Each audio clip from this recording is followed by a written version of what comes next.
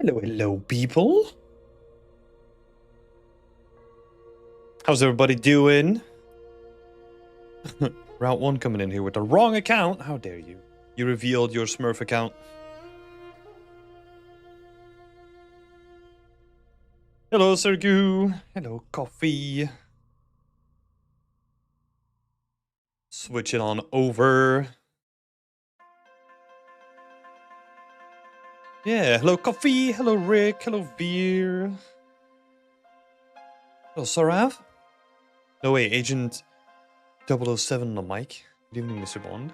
007? What? Oh, maybe from my old email address. How's it going? It's going good. It's going good. We're trying out some new music as well, produced by a friend of mine, which is awesome. So bear with me as we figure out like sort of the balancing and stuff on that. If it's too loud, feel free to let me know. Hello, Guoam. Hello, Veer. Asian samurai vibes. Yeah, we're doing a mix. I think we've got some Nordic exploration as well coming up. So there's gonna be some random stuff tonight. Random sample. But yeah, hope everyone is doing well. Doing good over here. It's been a busy week. It's getting busier at work. We're ramping up for the team challenges as well. So we're doing a bunch of stuff for that. It's amazing to see how many people voted for the team challenges. So happy to announce that for the people that didn't know it yet, like the next team challenge theme is the Witch's Den. So that's going to be amazing to see what people are going to do with that. I think it's also fitting just in terms of like the timeline and stuff, right? Like where we are in the year. I think that's going to be fun to see. We also made some internal bets, which I'm not going to reveal. Maybe we'll do that at the final stream or something like that. Yeah, we have made some bets on the amount of applications that we're gonna get and the amount of teams that we're gonna get. So it's gonna be interesting. It's gonna be interesting to see what's gonna happen with that. Yeah, rest of it, I've honestly just been doing more work on the website, so I feel like we're good in terms of where the website is currently for the academy, right? So for those of you who don't know, we're working on like an overhaul for the website, which is going to be the home base for our academy, which is going to be like a suite of modular lessons that we're working on, and I'm working on the website itself. I feel like the website is in a good position now, so that we can pivot and kind of focus back on the content of things.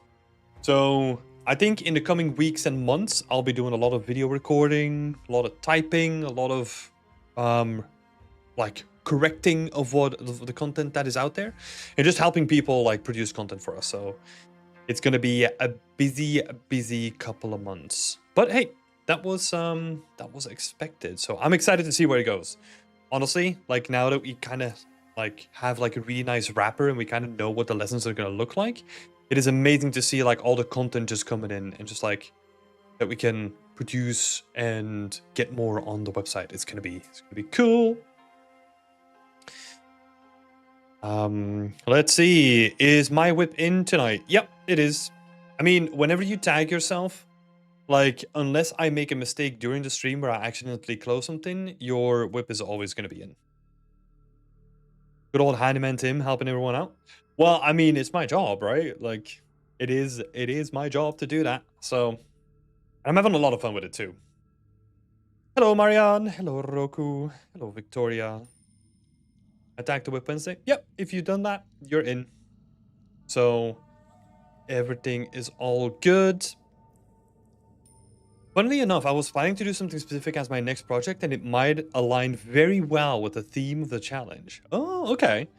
So, are you still thinking about participating, Sergiu? Or are you going to do something similar to the challenge as we're doing the challenge as well? I hope I did it right. Yep, you're included as well, Roku.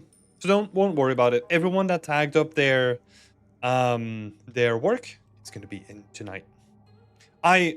I also forgot to remove the tags from last time, so that's also my bad.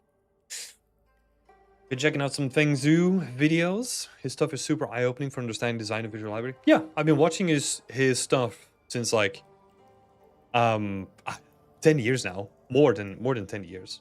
Like his design cinemas are like awesome. If you want to know more about like artistic fundamentals and how to think about design and stuff, like his YouTube content is always like a gold mine. I will say that my current claim to fame is that he actually follows me on Twitter, which is a weird claim to fame. I normally don't really care about that stuff, but when Feng Zhu did it, I was like, wow, okay, that is awesome. And now no one uses Twitter again, so I don't know what that means, you know? God. I wish I could just transfer my follows, you know?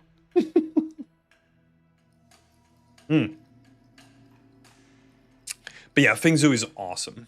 If you haven't seen it, definitely go check it out. This guy's been in the business since before I was born. Yeah. It feels like all social media is kind of dead or not like it used to be, sadly. I think you can still make it like that, right?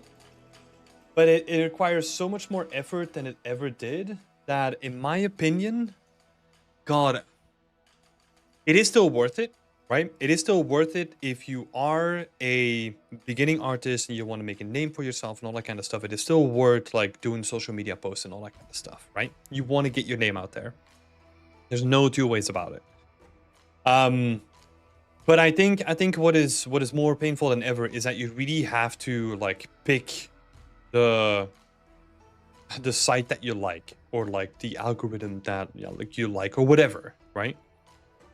Because I used to love Twitter. Like Twitter was my favorite platform. A lot of artists on there, and then ever since it got bought out, a lot of people kind of split off.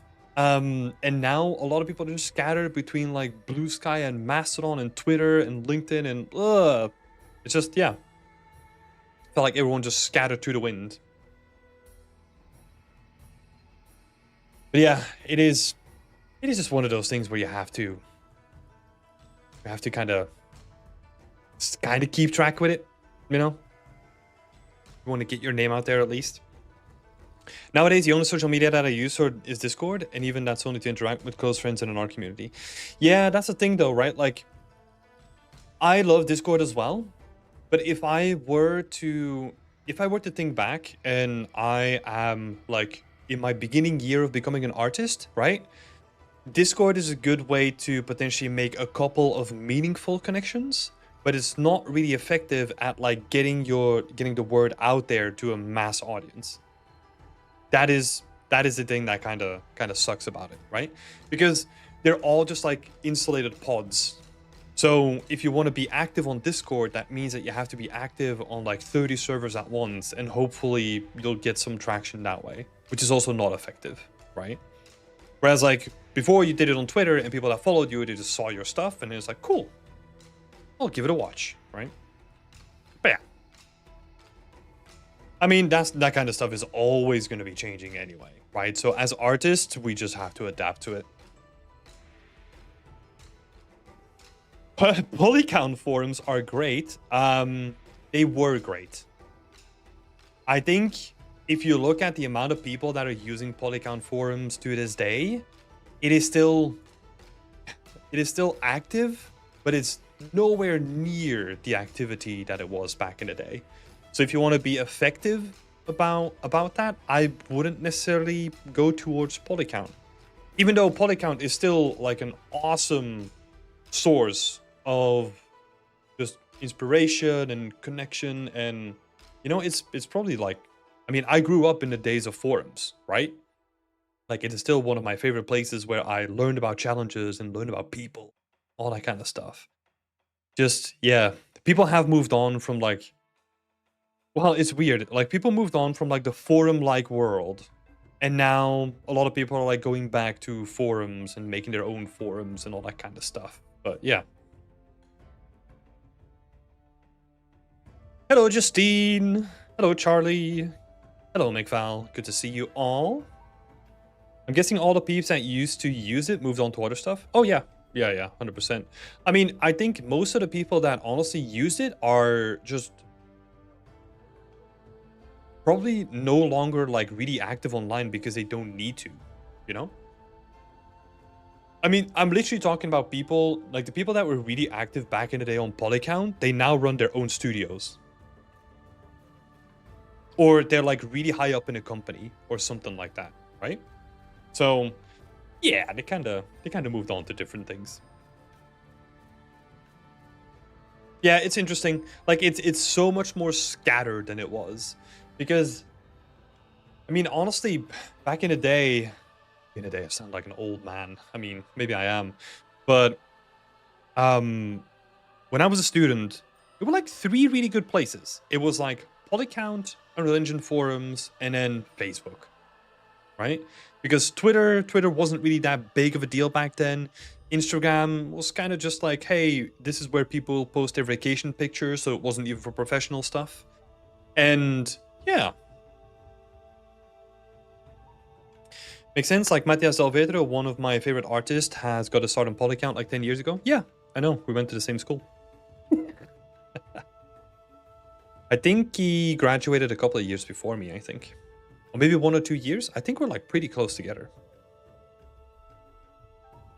Yeah, his stuff is amazing. Always cool to look at his stuff. Literally saying, I still do post, but I'm not a lot on it to scroll and comment and a bunch of stuff like I used to. Yeah, I think that's where my behavior changed as well. Like really actively engaging with the community, right?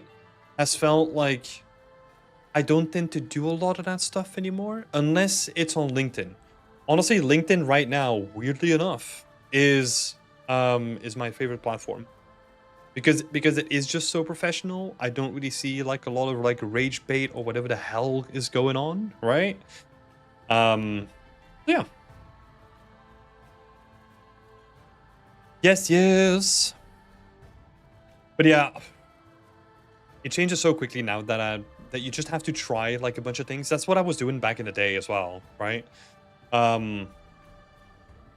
Alejandro, this is actually interesting. So you're talking about like LinkedIn being slop, right? And me and a friend of mine, we were comparing like LinkedIn feeds, and my feed was honestly like people celebrating their works at milestones, right? Or like people getting a job, or like people promoting other people's work, or people posting work. And it was all just like artistic based stuff. And then the person that I was talking to, it was literally just like a bunch of like shit, right? Like the typical LinkedIn, like, hey, look at me, I'm a founder of a company and I'm the best at what I do. And like AI slop and stuff. I don't see any of that. So I don't know what I did right. Maybe what I do is whenever someone posts something that I don't like, or they like repost something that I don't like, I will just remove them immediately. Like, and it can literally be something that like, hey, look, like, I really don't care about this. I'm just gonna remove it from my feed. And maybe I've done it so many times, like unconsciously, that it just, I don't know. Do you follow like lots of accounts? I mean, I am pretty open with like the people that I accept to be on my LinkedIn, right? So I kid you not, like if you have like 3D or environment art in your name, it's highly likely that I'll accept you. So I probably follow like a lot of people like unconsciously.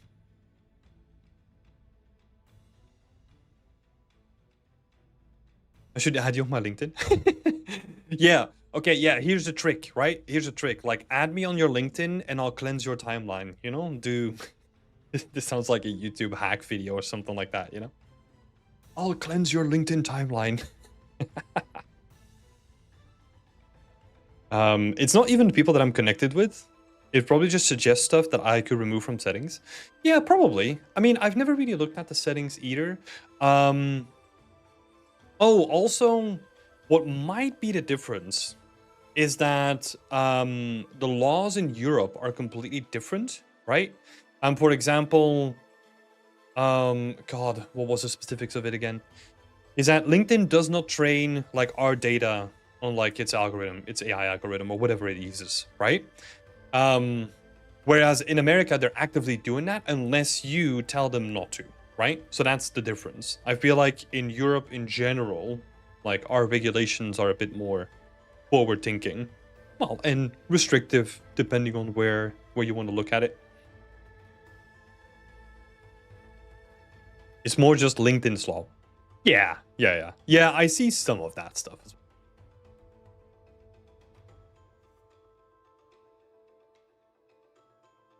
So I'm connecting with lots of people from environment art. When I finish my project, should I share that and finish? And sorry, I'm fucking up again. It's only the start of the stream and I'm already like freaking out about like reading a sentence here. Should I share it and finish and share it with my connections? Or should I just say congrats to people? I mean, so here's the thing, Burak. This is a thing that you're gonna encounter a lot as an artist. You need to get comfortable, not with bragging, but with just marketing yourself, right? So if you're thinking about like taking your artistic journey seriously, what you need to do is marketing is a big part of that business, because you can make kick-ass art, but if you never share it with anyone, no one's gonna see it and no one's gonna care. So you gotta be open about sharing your work. And I think honestly, like even if people don't engage with it directly, right? It is more like, hey, I'm sharing my journey, and then at the end you can join me on that journey, and at the end you'll see the payoff of it, right? And that is not going to be an immediate thing, but I can promise you that there will be people watching that, and then you might run into them in your life at some point, and you could get to talk about those things. For example, some of my conversations that I've had with like maybe new people that join the community, or maybe I go to a conference or anything like that, is just like, hey, I've been looking at your stuff for a while. Congratulations on getting your first job in the industry. Well deserved. And then we just go from there, right? And then they're like, what? Like, I didn't even know that we were connected. It's like, yeah, like some people just don't engage with it all the time, or they never comment or anything, right? But I feel like a lot of the impactful stuff like comes to life in real life. That makes sense. Metal Gear MK3 is asking, has anyone gotten a job from LinkedIn? From LinkedIn, no, but I did get my previous job at Ubisoft through Twitter though. So I guess same thing.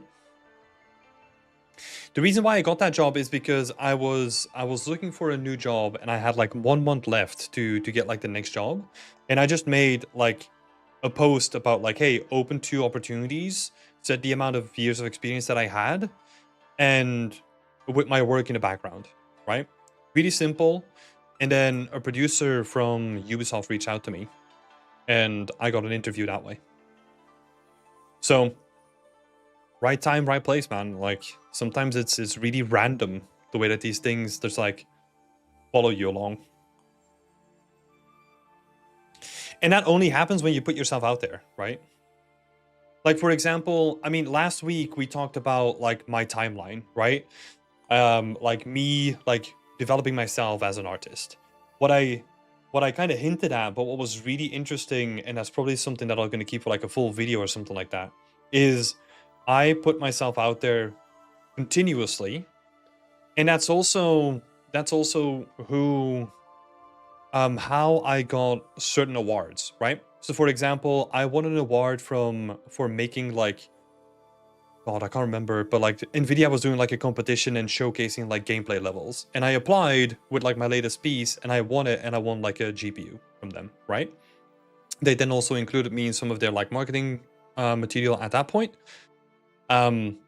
But that only happened because they probably knew that I was doing so much on the forum and I was posting every week and I was being really active online that they were like, okay, we see a trend here, right? If it's just like a dead account that posts once, then it's like, there's not too much of a benefit here. You never know whose eyes are on things, so post, be active, and make friends. Yeah, exactly.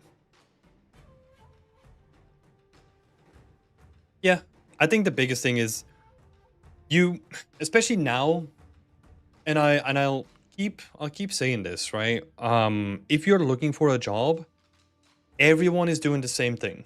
Everyone is doing the applications through LinkedIn. Everyone is doing the applications or Indeed or Grackle or whatever your site is in your region of the world, right?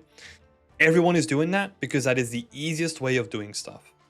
If you want to stand out, you need to think differently. You need to do things differently as well. So regularly posting about your work, show updates, show things that you learned, try to help other people, create resources, do whatever, like experiment, right? Like experiment with a bunch of different things.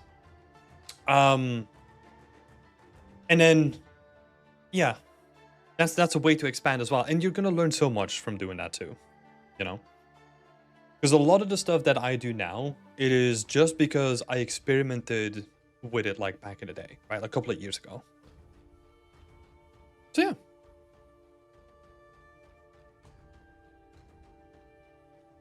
It is well worth it. It takes a bit of time.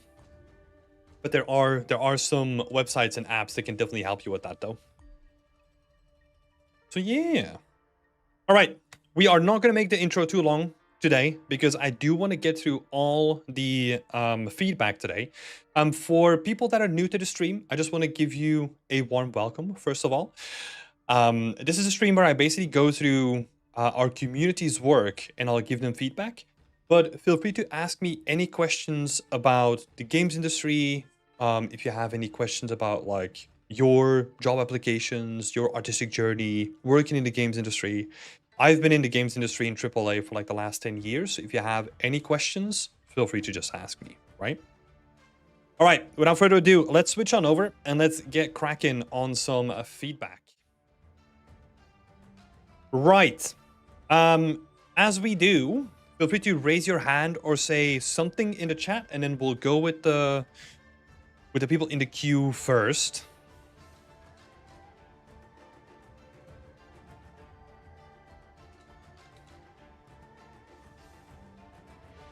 Burak was first. However, what we'll do, Burak, is because there's a couple of people that have very similar notes, is I'm gonna chain you together with Fair and with with Lena as well. So what we'll do is we'll do Sergiu first, and then we'll do Burak, Fair, and Lena. All right.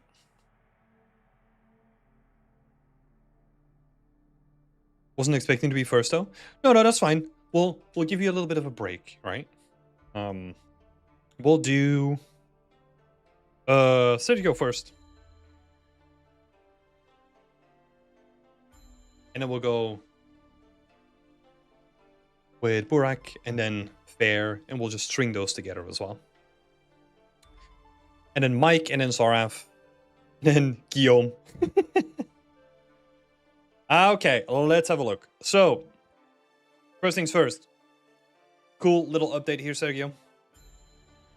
Let me open the Discord as well, get some context for these updates.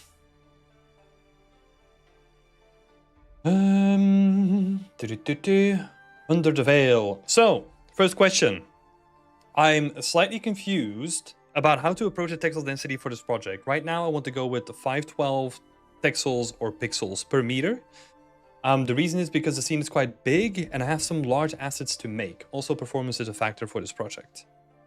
At the same time, quality needs to be high. Do you think 512 should be enough for the scene? Considering that I will take a close-up video in a few shots. Okay, so if you have any questions like this, it sounds like a question that is like really easy to test, right? So make a... You could even grab like a placeholder titleable texture.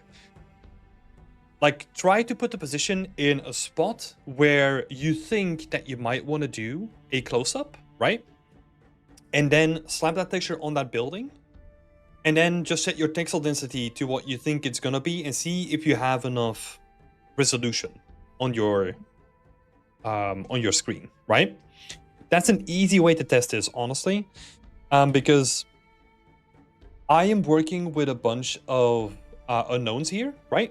Because if you say, hey, your camera is gonna be this close, then we're gonna be fine.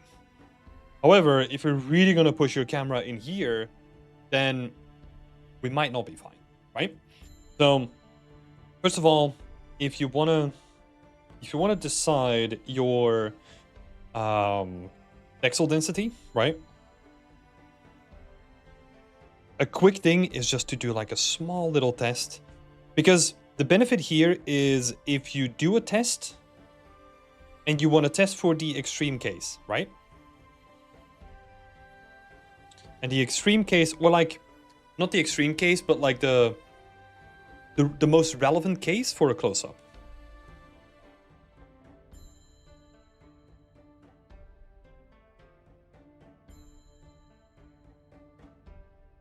Right?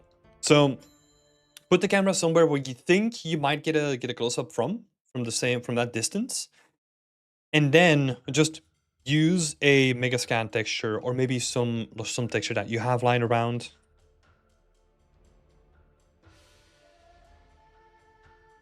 And then see if you can actually see any pixelation. I think from my opinion, you're gonna be fine. I think if you're gonna do a scene of this, my gut instinct is saying that it's totally fine to go for a 1K now. And just use like a 1K pixels per meter. That's gonna be totally fine. I think I'm going to do the test on the material that will tile on most walls. That should help me figure it out. Yep, exactly. That's a great like test case, right? Just get a benchmark done with like the most common material and see if that works. That's a really good test case. So that's awesome. Because yeah, like the distance of the camera is going to matter a lot, right?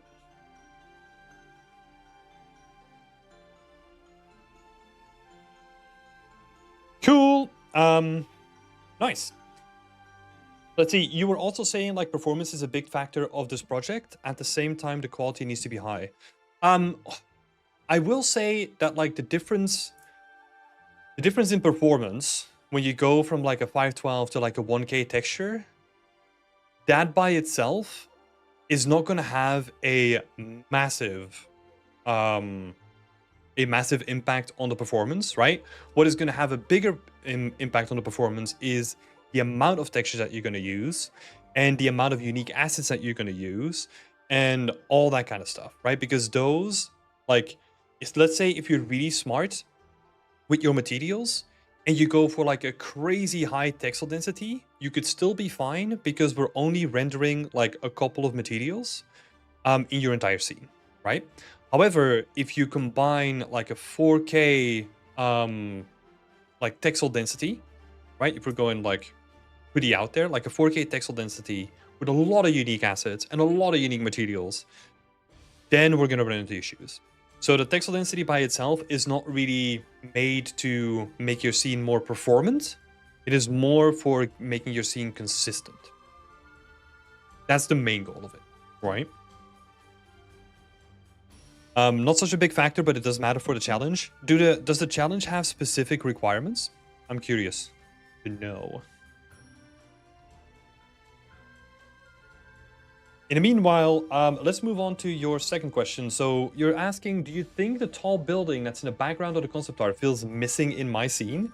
It's been a challenge to find a solution for it. It has to be something huge. Okay, I will give you a solution right now. I did kind of screw up here though, so I'm gonna move this to the side. All right. Isn't current gen texel density for FPS games like 1000? There's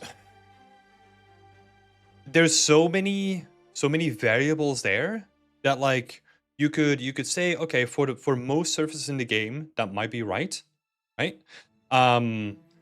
But there's going to be exceptions made for weapons, for example, for NPCs, highly likely, and for cinematic objects, right? Those are like the big buckets that usually are kind of breaking texel density, and they usually go higher.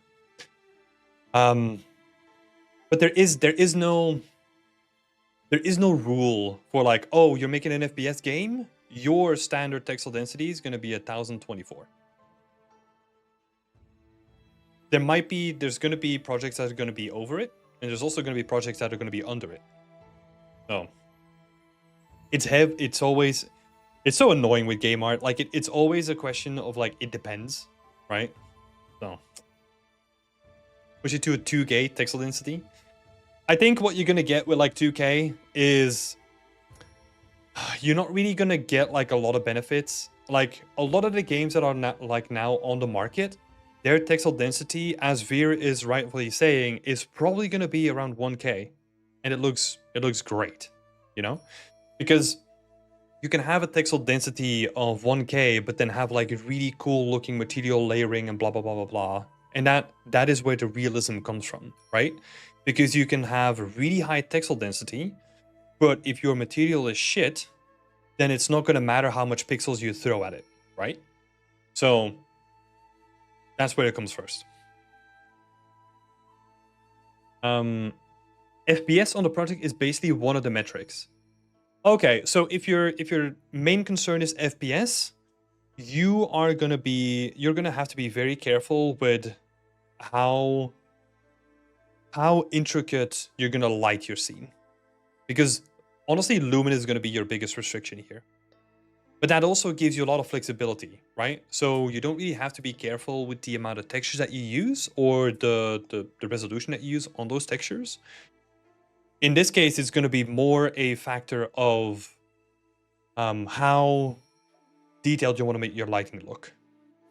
That's going to be the main restriction here.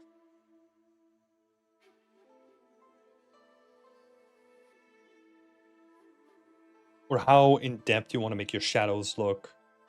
Or all that kind of stuff, right? It's not going to be your texture resolution. That's going to be the bottleneck here. Okay, talking about this building in the back now. So if we look at the concept art, let me bring that up really quick.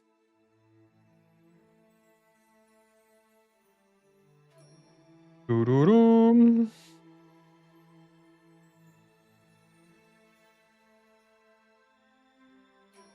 So we kind of have everything up until this layer here, right? But the main question is like, how do we do this? Honestly, because it is so far in the distance, you're not going to be able to read it apart from anything that is just shape. So what you can do, literally take this building, do some modifications to it, right? Because it's going to be made in a modular way. Scale it up to what size looks good, or I don't know, add more meshes to it to kind of get to the height or the scale, and that's it. Because you're not really going to care about like the intricacies of like the surface and all that kind of stuff anyway. So you can literally just like scale up your modules and just make something that looks cool, because it's going to be a background element anyway. So super easy to do. My first reaction is literally just take this building, take this, rotate, and scale it up. But I know that you work smarter than this, right? So you have like a bunch of modular pieces. You can just git bash something together. That's going to be super quick to do. But yeah, something like that is going to be relatively simple.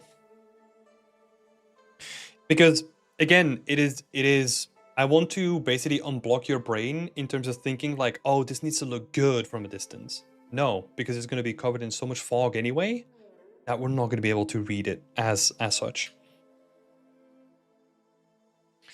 Exactly, you have the assets already, might as well make use of them, right? So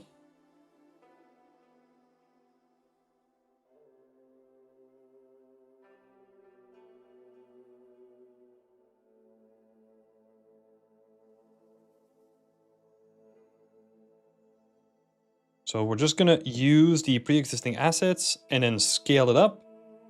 And then we have something that is gonna work just fine.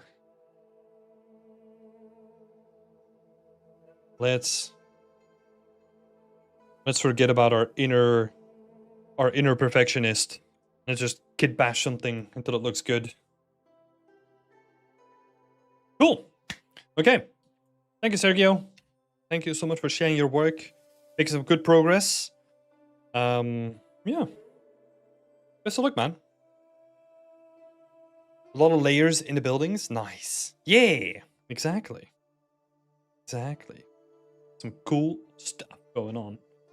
Right. Then we're gonna switch straight on over to let's do Burak first. I think I have some notes prepared for you already. First of all, welcome to the community. Lovely to see you, and thanks for being such an active member of the community as well. That's awesome. Right. Cool little project that you have going on here. It's an awesome idea, right? Like it's almost like the Mount Olympus or something like that, right? And then we have like the planet in the back. It feels very epic. It feels very grand. Cool to see. What we are struggling with here is we have no sense of focus currently, though. And that's why I put this question here. Is the first question that I came up with is like, where do you want us to focus? Because right now, everything in the scene has the same importance to it, right? And the way that we handle how something draws your attention is we have a lot of levers to pull there, but we can if I need to give like a quick overview, it's by the amount of detail that we use, right? So for example, all the vines, they add so much detail that you can kind of use them as like a thing to draw just like attraction. Light is another one of them. Like layering, so midground, foreground, foreground, midground, and background, right? And having that separation between all those layers is going to help a lot as well. You can kind of see that here, where it is kind of hard to read the background, but that is done by design because the artist behind this didn't really want you to focus there anyway. And those are a couple of levers that I kind of want to focus on for this time around. So what I would do in this case is reduce the amount of stuff that is happening and be more specific with how you use it, right? So if you're gonna use lighting and you want to have the focus here, have those like flowers like around the pool, right? Because that's already gonna give like a bit more attention here. If we continue talking about lighting, it would be cool if we can introduce some of this stuff, like the elements here in this scene, into your scene as well. So what I mean by that is, and this is kind of breaking into your second question, but it's colors, right? Right now, the scene is heavily blue. What we can do to draw the attention is to introduce some color contrast in the middle, right? So if we find a creative solution to adding like orange in the middle, right? Let's say it's not a fountain, but it's like a massive cauldron or something like that, right? Because I'm looking at these guys. If we had one of those, like smack dab in the middle, and we would have like fires coming out of it, we're already pulling a lot of attention because now we're playing with two contrasting elements, right? We're playing with the colors. So you have the blue against the orange, but then we also have the water that's around the basin and the fire that's on top of it, right? And that can also like pull in the attention. So let me make some notes here, right? So we want to reduce detail, and we want to add it where it matters.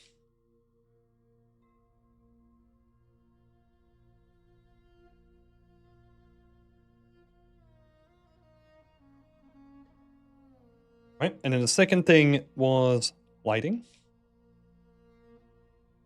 And with that, we're going to go into your second question, which was basically color contrast, right? Now, the third thing that I wanted to talk to you about specifically is the composition here too. What is happening currently is that you have this beautiful, like, rounded shape that can be really effectively used to kind of frame the whole scene and draw you in. The issue right now is that we're barely seeing any of it, but we can actually kind of use it as like a kind of like spherical hole that's like pulling you into the scene, right? So that means that if we just angle the camera a bit up and then we kind of use that to frame the whole scene, that could be really cool to think about. What I'm thinking is that if you were to look up, it's almost like you're seeing something like this, right? And then we can have like the fountain in the middle. And then we can have like supporting pillars next to it. We're doing it like really rough here. Hopefully you get the point. Then we can have those supporting pillars like on the sides, but we don't want to really add them in the middle, right? Because now those pillars, they kind of destroy like the nice silhouette that could be happening with the rounded circle here. So we kind of need to position the camera in such a way that we angle it really nicely for the composition.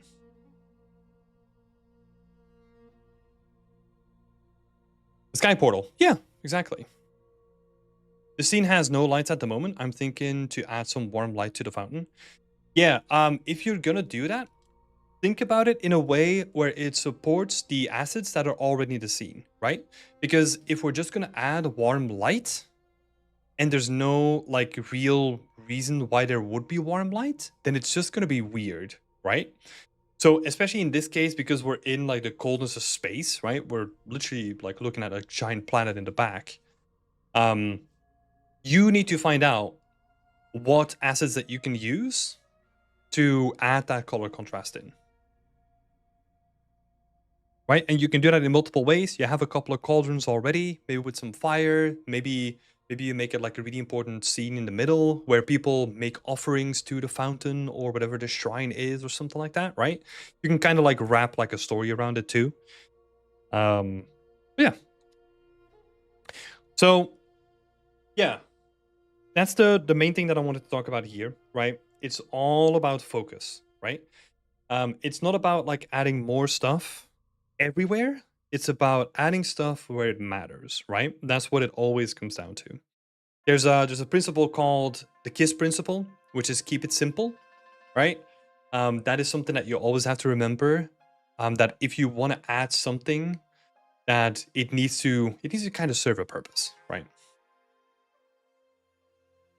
This camera angle, I set it from the beginning for the process after I fixed those details. I mean, if you look at my process GIFs, like the ones that I made, my camera keeps switching all over the place because if that's what's going to make the scene better, that's what we need to do, right? But yeah. I'm curious to see the next updates. You've got like some great examples here, right? Looking at this. Probably AI generated image, but hey, the color contrast, right? Where you have like the nice sandstone versus like the blue water. Something like this as well, where you have like the orange and the blues again. Yeah. So it's fine if I switch it for the process? Yeah, totally. I mean, in the GIF, your camera is going to move around a bit, but I don't think anyone's going to care, you know? Because the thing is, so I'll tell you a secret, right? Like the reason why those GIFs are interesting is because they show you glimpses of an artistic's mindset, right? So whenever I see a scene transition and you change the camera angle, then what I'll do is I'll be like, huh, interesting. Why did they do that? And then I'll see if it's better or worse after, right? And that is what's so great about those GIFs is that you can really take it like frame by frame.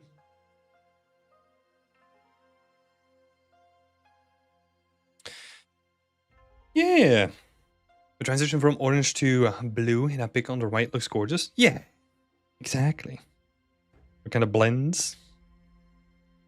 Yeah, there's some cool stuff there.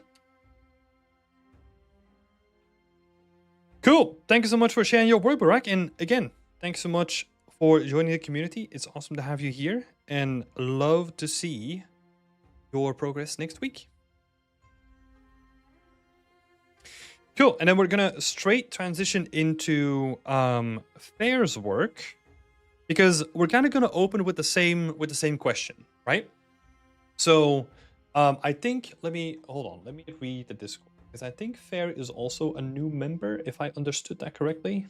Let me double check here. Not a new member, but first time asking for feedback. So welcome to the stream, Fair. We're gonna get into your questions in just a minute, right? Because there's some good questions and we can easily solve them. Well, I guess we're gonna jump into question number 2 before we do question number 1. So we're gonna do it like a little bit backwards, right? Because the same question can apply here, right? Like where do we focus? Of course, this is gonna be somewhat of a different setup, because this is based on a concept, and the concept is only given us so much to work with in terms of what we can focus on, right? So I think in essence, what you did is you took all the concepts that are here by like having the spotlight here, showcasing like this little glade that is happening. I think we can already see a translation of it. However, what is the biggest difference between the two, where we're not really going to be focusing on a story necessarily, like we did in Burak's work. We're going to be focusing on the execution of the textures. The reason why is I wanted to highlight a difference between your scene and the concept, and why the difference between those two feels like it's empty, right? So first of all, what I can see is that the silhouettes of the trees are like really chunky, right? So they take up a lot of space, they take up a lot of volume compared to the trees that you have currently, right? And that adds like a lot of volume to the scene already, where yours feels a little bit more sparse in comparison. And then also, remember when in Burak's work we were talking about the details? Like one of the, I guess, like subcategory of details is also textural detail, right? Where your interpretation of the concept feels way more soft, feels way more easy on the eyes. If we were to look at the concept here, we can start to see like clear definitions of like certain patterns, right? But that adds this effect where this feels like it is more detailed than your interpretation of it. Just because like yours feels way softer, right? So if you kind of want to get like a busier look where your scene feels like it's fuller and it's denser, it is trying to be more bold with how you separate the colors from each other and how you separate the meshes from each other as well, because those two have to work like hand in hand, right? So like we can see like little pebbles, little patches of stones, like every surface is basically has like something going on. Whereas if we look at your sand texture here, it has to rely on only the surface detail, right? So only the textural detail. But like sometimes it's nice to just smash like a couple of pebbles in here. I can add like a little bit of I just made a face. That can add like a little textual detail to the whole thing, right? And I think that is the biggest difference between the two, right? And that might be why you feel like your interpretation might feel a little bit more empty. Hello, Jeremiah. Jeremiah is saying there's a very good tutorial on those kind of trees from the ZugZug channel. I think if I'm not mistaken, oh no, that's someone different. Do I want to add those pebbles as a separate mesh? Yeah. So anything that you can kind of see here, like these pebbles, even these meshes, right? Like you can kind of make those meshes and then texture them in a certain way so that they come out looking like really nice and like really unique. But yeah, these pebbles can be like unique like tiny meshes that you add in there. Cool. Also, what you'll see a lot is, and this is more like old school hand painted stuff, right? Where you can kind of see an influence of the light that's also like touching like the front of the trees, right? So you kind of get like some yellowish, like a yellowing effect on the top of the trees as well. And obviously, a concept artist has the benefit of yeah,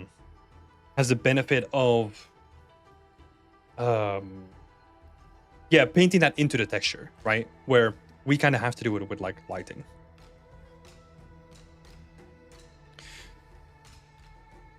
This is the link. They look fairly close. Oh, sorry. I think links are blocked, Jeremiah. I think that's like a standard thing. Let me, if you want to post the link again. Hold on. Give me just a second.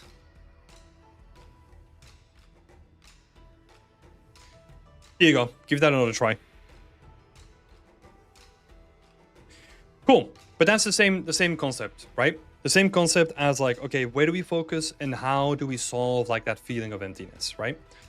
Now we're basically going to jump back to the first question I asked, which was more about like the moss, right? Like how do we go about texturing the moss on the big rock? So in the concept, we can kind of see on the top surface, you have grass and mushrooms growing. And then you have like moss kind of scattered over the rest of the rock. Honestly, what I would do is for all this stuff, I would just use meshes. That is going to look the best. What you can do though, is you can add this sort of stuff. That would be vertex paint.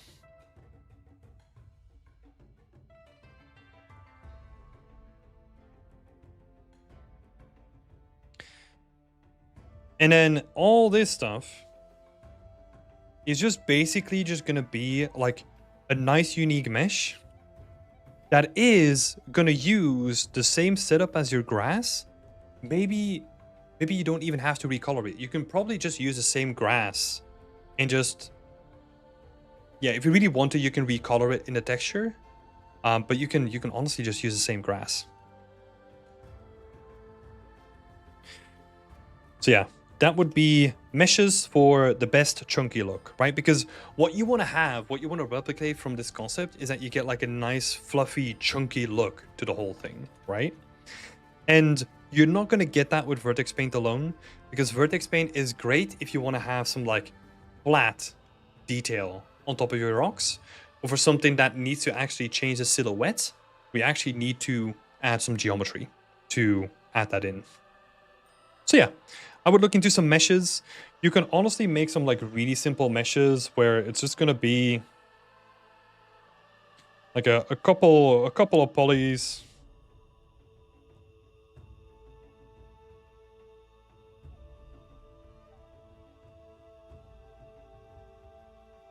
Something like this, you know, and then you can start scattering this and start making like little chunks out of it. But I think the thing there is that you only have to create like a couple of these, and then you can honestly use them throughout the scene, both on this little edge, because let me explain that in a better way, right? If we take it from the beginning, what we want to do with something like this, or the way that I would do it, is I would create a couple of these meshes.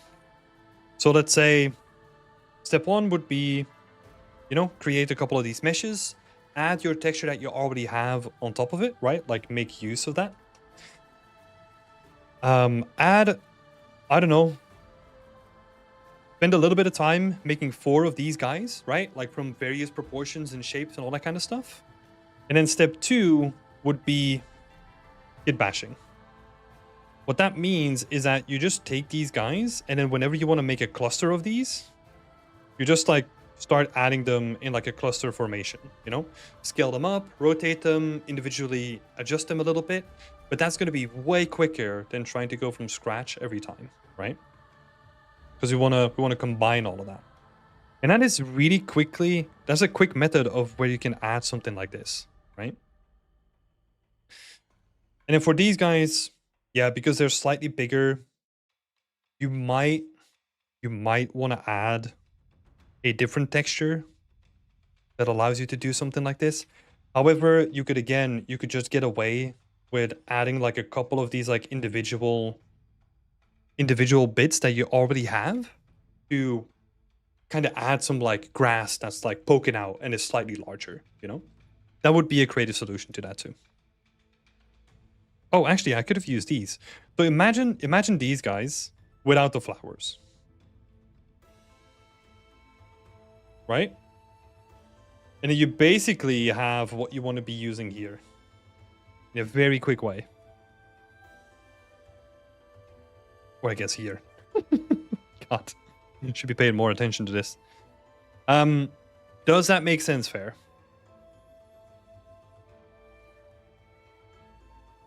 I know we kind of went all over the place on this, but I hope that makes sense.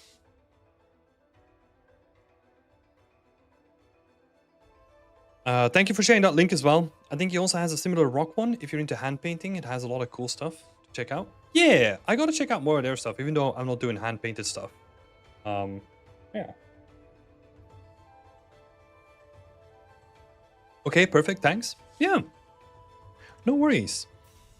If you have any follow-up questions, feel free to share any comments or any questions in the thread as well. In the community thread, that would be awesome. And I'll be back here next week, right? So feel free to just tag it up again for next week, and then we can continue discussing this too. Yeah, but great stuff. This is yeah, this is also like, if you saw like last week's stream, this is also like how I started, right? Like one of the first things that I did in hand painted was like a little diorama. Like I didn't model anything myself, but I was just texturing it, and it was really cool. But honestly, all the stuff that people are doing now with like hand painted dioramas, God, it looks so much cooler than the stuff that we were doing back in the day.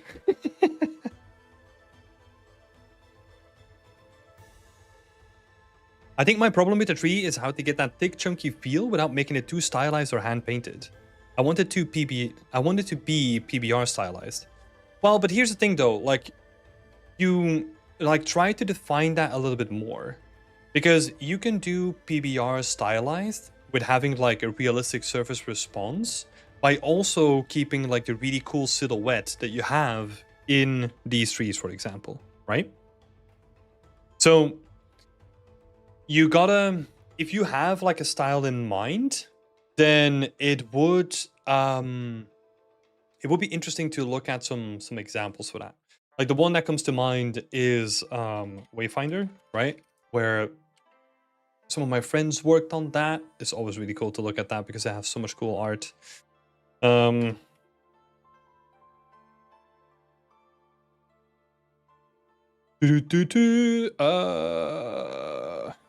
Trees.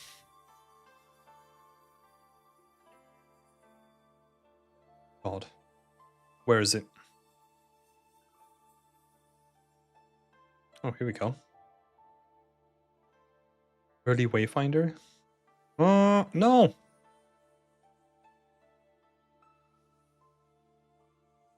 I mean, this stuff is like super cool, right? So yeah, it's like at this point it's kind of like your decision, right? You kind of have to figure out like a way to do it. If you want to get like, so here's the thing, right? We're gonna widen it up again. So if you don't want to get like those really chunky solid leaves in your scene, that is fine. Then find a way to compensate for losing that chunky feel by adding some other stuff in, right? So what we can do in that case is, let's say we go back to your work and we say like, hey, look, we're not going to do the chunky trees. So how can we compensate for making the background feel like it's a little bit more filled out, right? And then we can potentially start adding like, I don't know, like maybe another tree or something like that. And then maybe add like a couple more rocks at the background. And then if you're gonna do all that moss, might as well incorporate some of that moss on the trunk here. And maybe some stuff over here. That could be... Oh, and then we have like this root kind of going over the edge here. That could be an interesting way to compensate, right? It is literally looking at like, oh, if we're gonna do it this way, then I'm losing out on this, so I need to compensate by doing this. I mean, I'm talking very vague because you can apply it to so many different areas, right? Cool. Hope that was helpful, Fair. Thanks for elaborating on that too. But yeah, Wayfinder is a cool little game.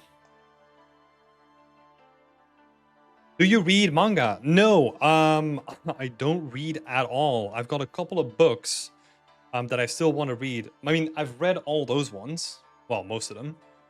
But I don't have time to read, honestly. Or I don't make time to read. That's the issue. Thank you. No worries. Then we go straight to Lena because again, we're looking at like a little cute diorama that's happening, right? But in this case, we're missing a little bit of that focus again, right? Because it just feels like there's a lot of stuff happening, but it's not really trying to pull me into a specific area of the scene necessarily. So if we look at this scene, again, we're going to quickly talk about focus because most of it is just going to be repeating what we said with Fair's work and then also Burak's work. We're all losing the focus today. Yeah, it just happens to be that there's like a couple of people like in line, right? But honestly, this is so important though. Like this is like at the foundation of what we do as artists, right? Because if you want to figure out like how to visually draw someone into a scene, like having a focus into your scene and being able to direct where a person is watching is going to be super crucial.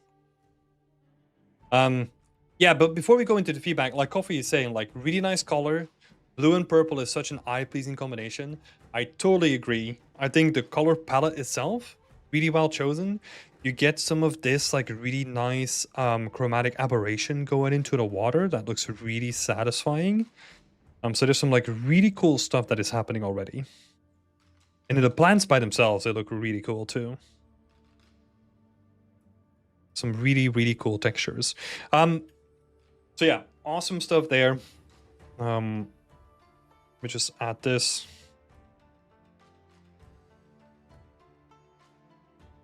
Coloring of the lily pads. Yes, let's go. Also great to see you, Sia. Hope you're doing well. Fair enough, there's tons of cool environments and design in manga, so figured you'd read them. No, I usually get my inspiration from real life. Yeah, maybe it sounds boring, but I love going to like real life examples and then seeing what other artists do with them, right? Because manga is just like when they come up with the designs, it's just like taking something from real life and combining it with like their unique spin, and that's where it comes from, right? So yeah. Anyway, talking about focus here. I need to get focused myself by the looks of it. So, if you want to introduce focus into this scene, right? I think what can help a lot in this scene specifically is your lighting. And what I mean by that is imagine that there's like a couple more stones here. There's like a nice little path for people to sit here. But that also means that probably like the little light pole is going to be moved here as well. And what that is going to do is we're clustering, which is also really common. If we cluster things together, that's also really helpful to create like a scene that feels more focused on a certain area, right? So again, if we condense a lot of our assets around this little area, that's where people are going to be watching. Cool. So with the light coming in, we add some more assets in the mix here. Let's say we have like a couple of like really cool like foliage assets coming from underneath. And then maybe what you could do is if you have like a cool little, like, you know, like some of those etches where people, oh, what would be interesting is, let's say we're gonna do some small tweaks here. But let's say we add a little bit more space on the asset, and we can have like a heart carved in here where it's like, okay, Mel and Tom are like in love, you know? And now with like a really simple thing, we added a story to the scene. Ba-bam! So, and like the reason why the light isn't moving in is because also we can make the rest of the scene like a tad darker and then add like a little bit of contrast into the whole scene that way. And then we can just like squish everything in a little bit more, right? Just a tiny bit. We don't have to overdo it. That can be like really helpful by just infusing some character into the scene, right? Maybe some golden plates? Yeah, like a plaque or a carving or whatever, let me see, Lena wants to do in the scene. That would be awesome, right? So I'm just really sprinkling in a little bit of storytelling, a little bit of just moving assets about. That is already gonna read like way nicer. Yeah. Cool. Cool. If you wanna, this might be, let me see. You might want to introduce like a little bit of a fade here as well, so that the stone path kind of just like disappears off the edge. Because right now you have a really strong leading line that's kind of taking you directly out of the diorama, right? So if we can reduce that a little bit and kind of like help you swing that way, that would be cool. Maybe a few roses on the bench could be nice as well. Yeah, whatever Lena wants to do in that case, that could be cool. Especially when we're talking about like reuse, right? Like if you just make like a bouquet of flowers out of flowers that you already have, because you have all the components here, right? Could be cool to do something with that.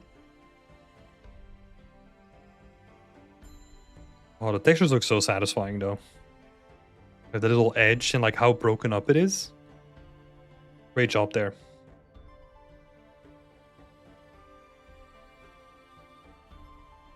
Nice one. Let's see. I am not reading any questions, so let me skip to Lena's entry. I'd love to get your feedback on the colors and especially the composition. Okay, so we talked about the composition. I think the colors are really great. I think when we add a little bit more color contrast in there, right? Same thing that we talked about with Burak's work, because you already have the components, right? Your scene is predominantly purple and blue, and the only light that you have in your scene is going to be orange. So the components are there. It is just figuring out what to do with them. That is gonna help. What actually could be really cool for this is if you add like a fake light on the ground, so that this light, remember, we're gonna be moving it to the left. It catches.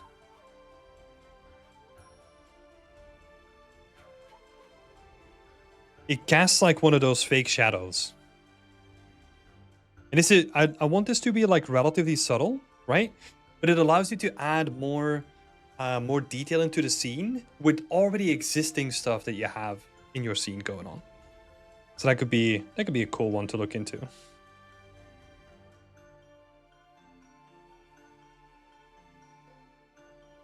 I think Guoam might be hating the suggestion, because I know that you had a lot of fun with your cookie lights in Unity. This in Unreal, by the way. Why can I not move? is called a light function. If you want to look up how to set that up. The frost textures on the plant look so sick. Yeah, they look awesome. So good. Okay, Lena. I think that's it for what we wanted to talk about. Sia is saying Queen is cooking again. Yes, let's go, Sia. Yeah, Guoam coming in saying fun for those fake lights. Yeah.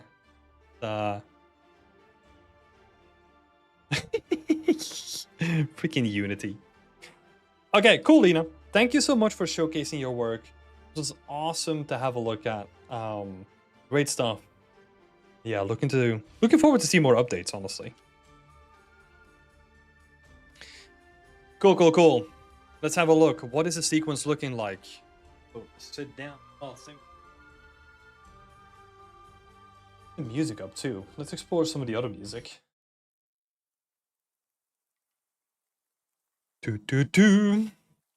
All right.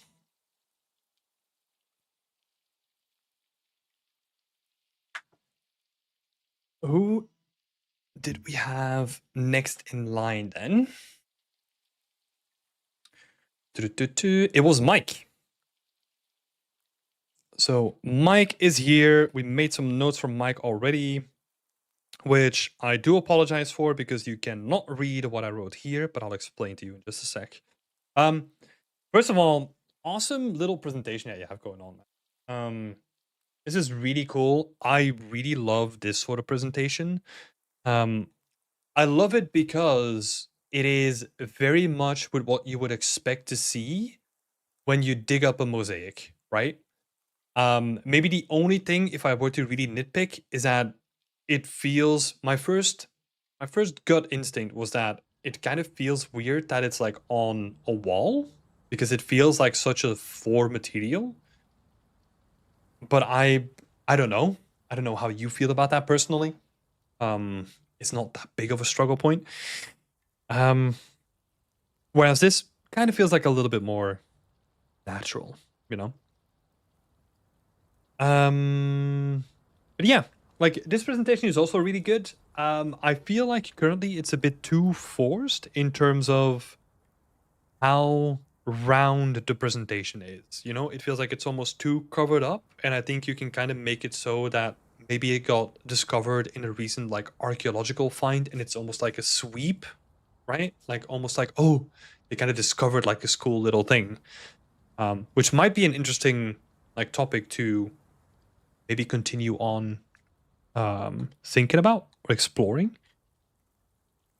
But what I was mainly struggling with in this is that it feels like in the middle of the forest, and I had to think about the time that I went to Greece, and like a lot of these like archaeological sites, you might find them in like the randomest places. This was like in the middle of a park, but you're still surrounded by some sort of like semblance of like archaeology or like architecture, to be specific, right? So yeah, that would be interesting to introduce, where you can kind of get like a semblance of like, oh, this is overgrown, but there is still some architecture going on.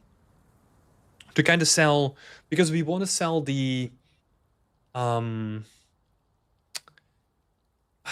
immersion, right? We want to sell the world of it. We want to be able to sell like, hey, look, this is not just like a random tile in the forest. This is actually like a place in history.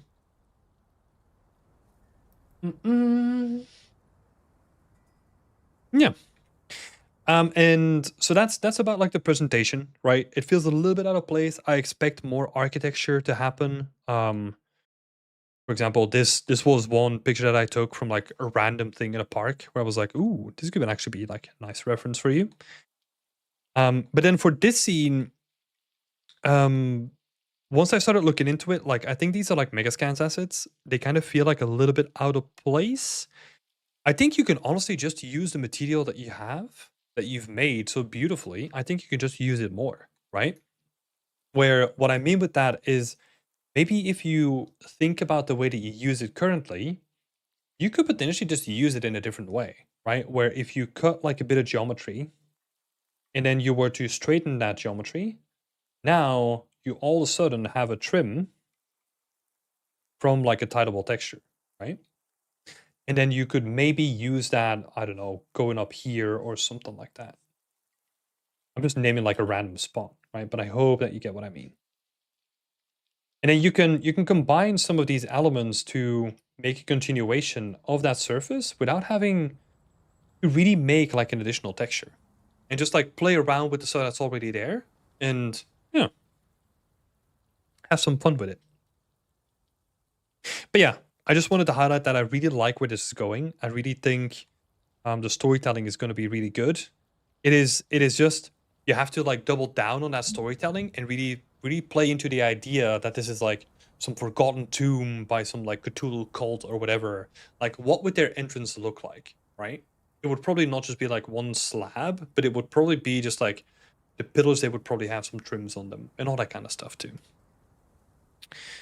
Yeah. Great job though. Great job with stuff that's already there. Both of them have potential. It just depends on how well which one you like personally, right? Let's start there. And then also just with how much storytelling you can kind of squeeze out of it, right? Which is mainly the reason why something like this could look like freaking epic. Cool. Let's see. I think that was it. Yeah, there were some minor concerns, but that's nothing to be concerned about. Yeah. Hope that was helpful, Mike. Thanks for showcasing the work and like honestly, like awesome little presentation that you have going. Really cool stuff, man. I think also, well, sorry, last thing, I keep going back into it. Like the reason why I prefer this one as well is because you have that impact of the contrast, right? It feels more impactful where you just have like the contrast of the scene is already, it has like a beautiful natural vignette already. You could do the same thing here and you're kind of doing that already, right? But yeah. Maybe it's just what I prefer. Who knows?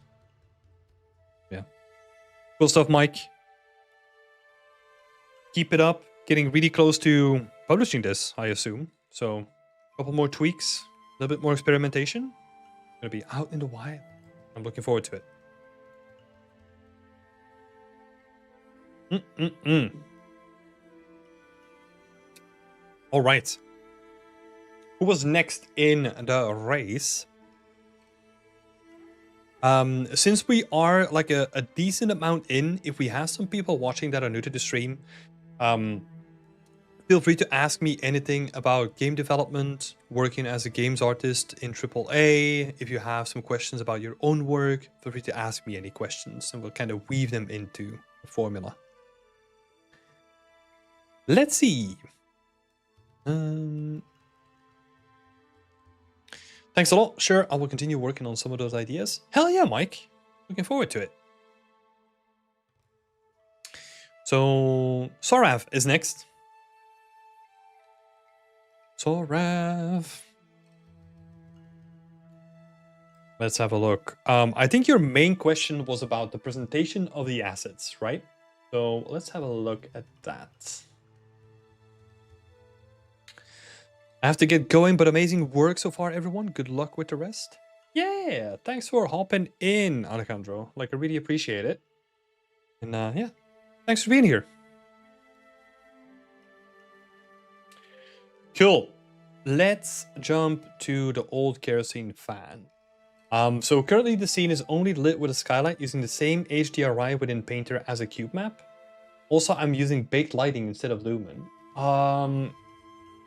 Honestly, can I ask why? It's a genuine question. Like, I feel like the fidelity of baked lighting is not worth the hassle that you have to do to get there. Honestly. I think honestly lumen looks awesome, especially for like a single asset. God, I would just save like a bunch of time and just use lumen. My opinion, if you really want to use baked lighting, have fun. I don't know what else to say. So let me just add a quick note of that, right?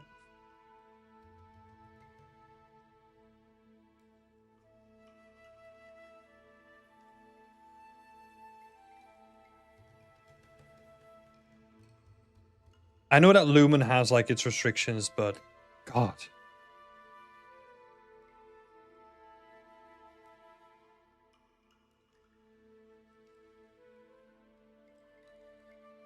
I was just trying out different approaches to see what works best. Oh, well, you didn't mention that, right? Like you in your post, you say I'm using bait lighting instead of Lumen. So I don't know. But yeah, if you're just trying out like a bunch of different things, I would say, yeah, just use Lumen. Honestly, the reason why I'm so adamant with this is because it's a hassle to set it up. You have to set up like light maps, and you have to like make sure that they work in a specific way. And oh god, it is just whereas Lumen is like you just move lights around and it's like real time, you know, and you don't have to wait for the baking. Like, so it just saves you like a bunch of time. Anyway, rant about bake lighting over. Let's see. I remember you mentioned setting up. So this is Sora speaking. I remember you mentioned something about setting up scene according to the reference. How do you usually think about lighting props when showcasing them?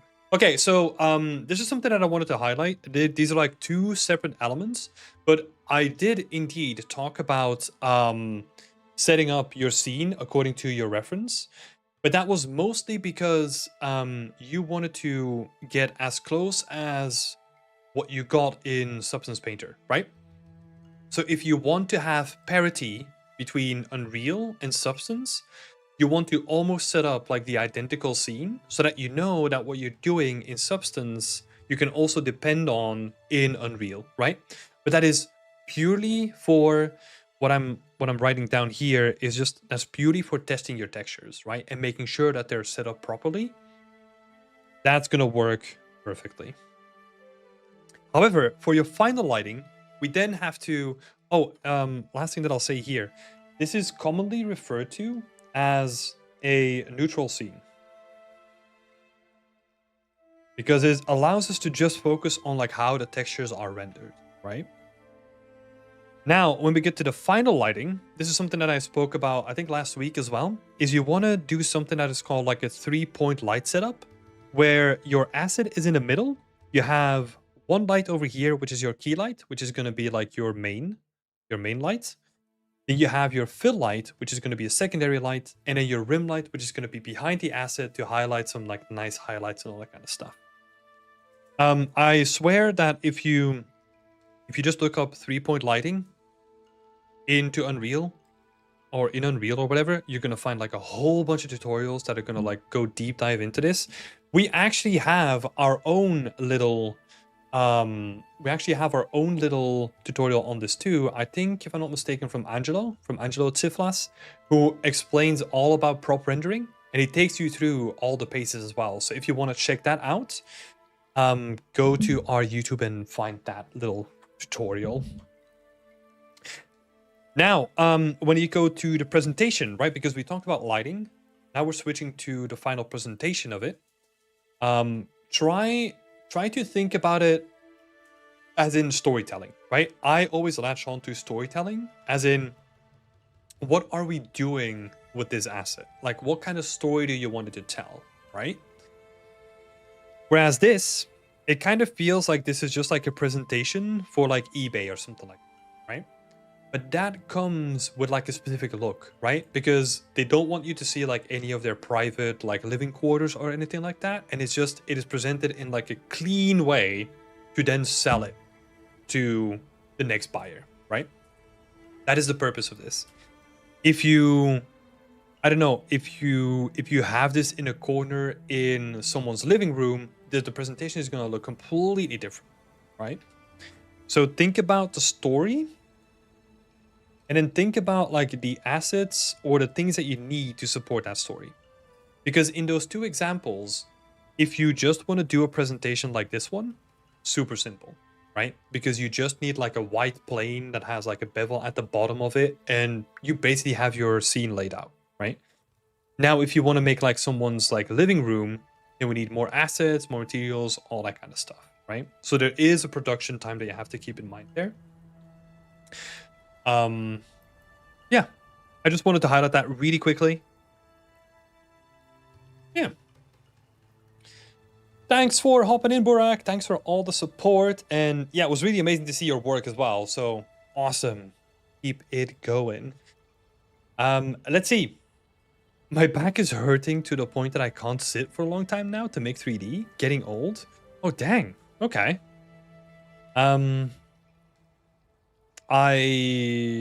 Yeah, I mean, I'm also getting older. But yeah, it's worth investing in a good chair. Like, honestly, if you can find like a Herman Miller chair that is coming from like what are they called? Like a bankruptcy, right? Like when some offices go bankrupt, they'll sell all their like chairs and all that kind of stuff. You can find them for really, really cheap. Burak is saying I'm using a very cheap one and not that good, but I would recommend IKEA. I know it's not everywhere in the world, so it's easy to find. Oh, I know it's everywhere in the world. Yeah, I think I had an IKEA chair like ages ago, and like at a certain point, I sat back and leant into the chair, and just the backrest broke off, like fully. But hey, it was also a cheap IKEA chair, you know. Oh, sorry, I didn't even read your question. Do you have a specific ergonomic chair and desk? So my desk is from Fully.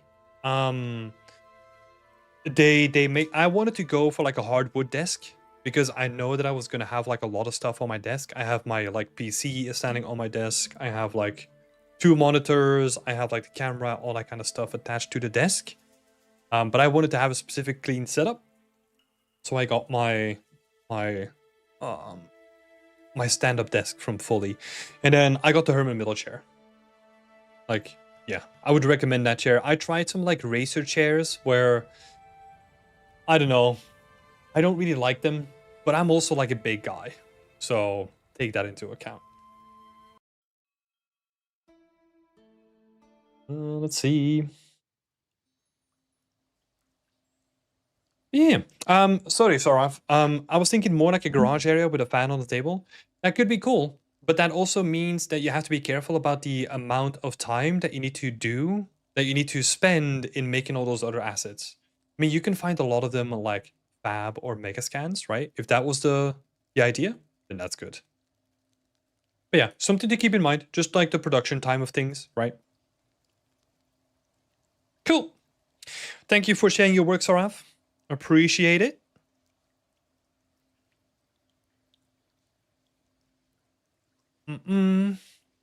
We share our desk in Discord to share ideas about this topic, like physical ergonomy. I mean, honestly, feel free to share it in like industry topics or like something like that. Could be cool. Because yeah, it's gonna be a topic that comes up like sporadically anyway, right? But yeah, feel free to share your setup though. Let's see, who do we have next?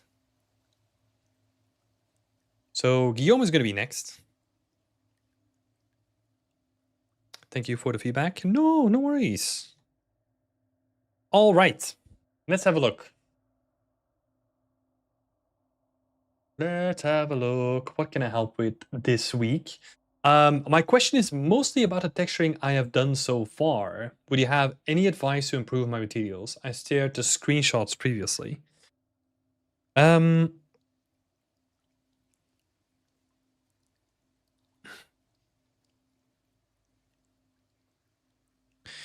The main advice that I would give is that a lot of it feels flat when it comes to the base color.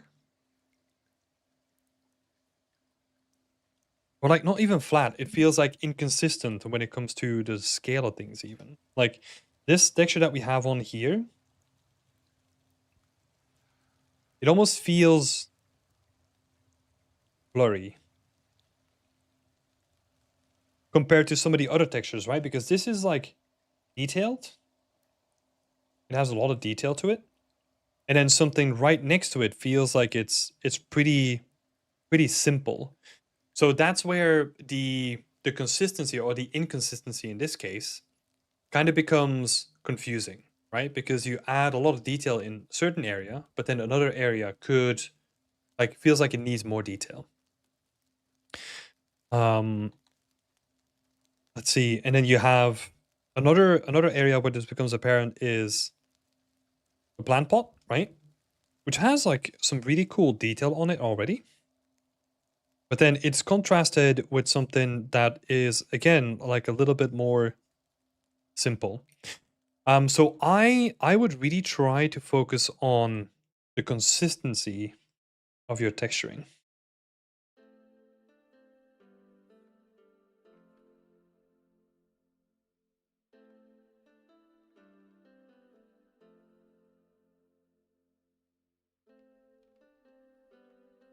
So trying to keep them consistent. Like if you do add some dirt and some wear and tear and all that kind of stuff on one asset, I would expect to see that in the other asset as well, right? So that we can create consistency between all the assets in the scene.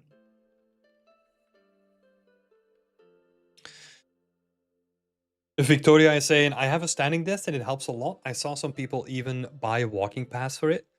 Yeah, I don't think I'll go like that far, like having a walking pad. I do, I honestly use it not enough. But what I try to do is, for example, when I do a stream, I always do the prep for the stream and the first section of the stream like standing up. And I feel like it honestly helps a lot because the rest of the day, I tend to switch more often now, but there was a long period where I didn't even use a standing mode. Um, so if I could give you like buying advice, right? Like what to buy first, go for a really good chair first, and then if you have like money left to spend on like your own like desk setup, maybe at a certain point it's more like a nice to have a standing desk.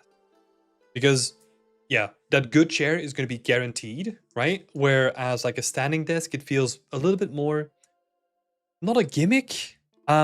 Because I've heard the same thing that it does help a lot compared to like sitting the entire day, right? But yeah, a chair is always going to help, but like a standing desk is like it's a different thing. Let's see. So any advice on how to improve textures here? Yeah, I think that's the biggest advice that I can give now. Let's see.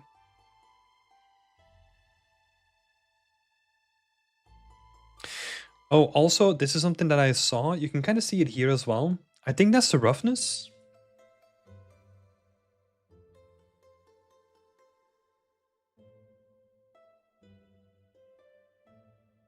Oh my god.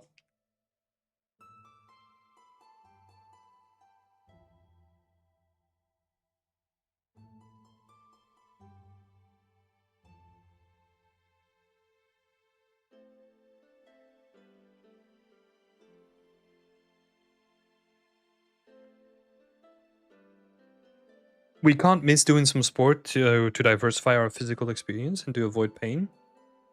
I mean, I am not going to be the bastion of pretending that I do any sport. I feel like I would be lying through my teeth. What I do is I walk to work. So we live like let's say 35 minutes from work, and I walk to work like 3 days a week. It gives me like 12,000 steps during those days, and I honestly I do enjoy that.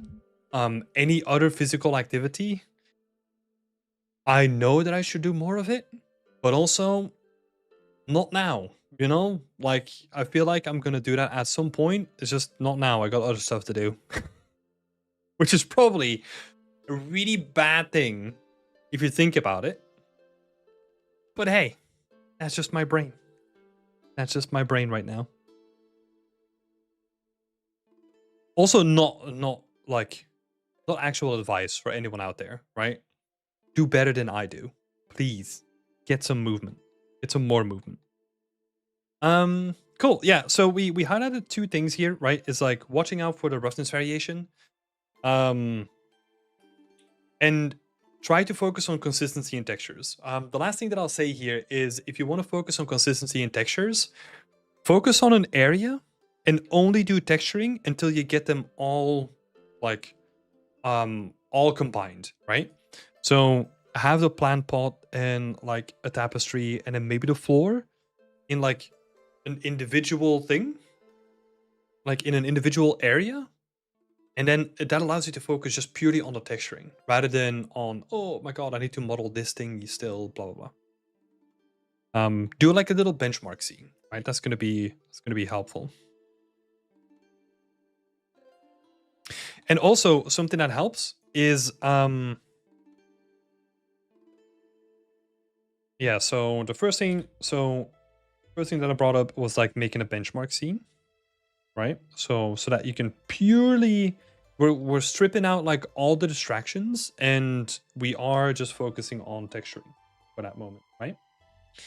And then number two is get some really good references and really specific ones for the texturing style that you want to go.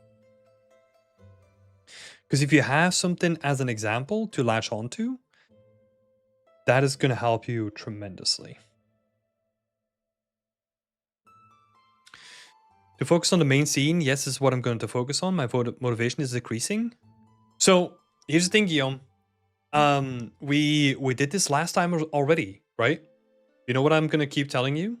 Go smaller. Like, don't do any of this stuff, right? Like basically what I want you to do. Okay, let's take...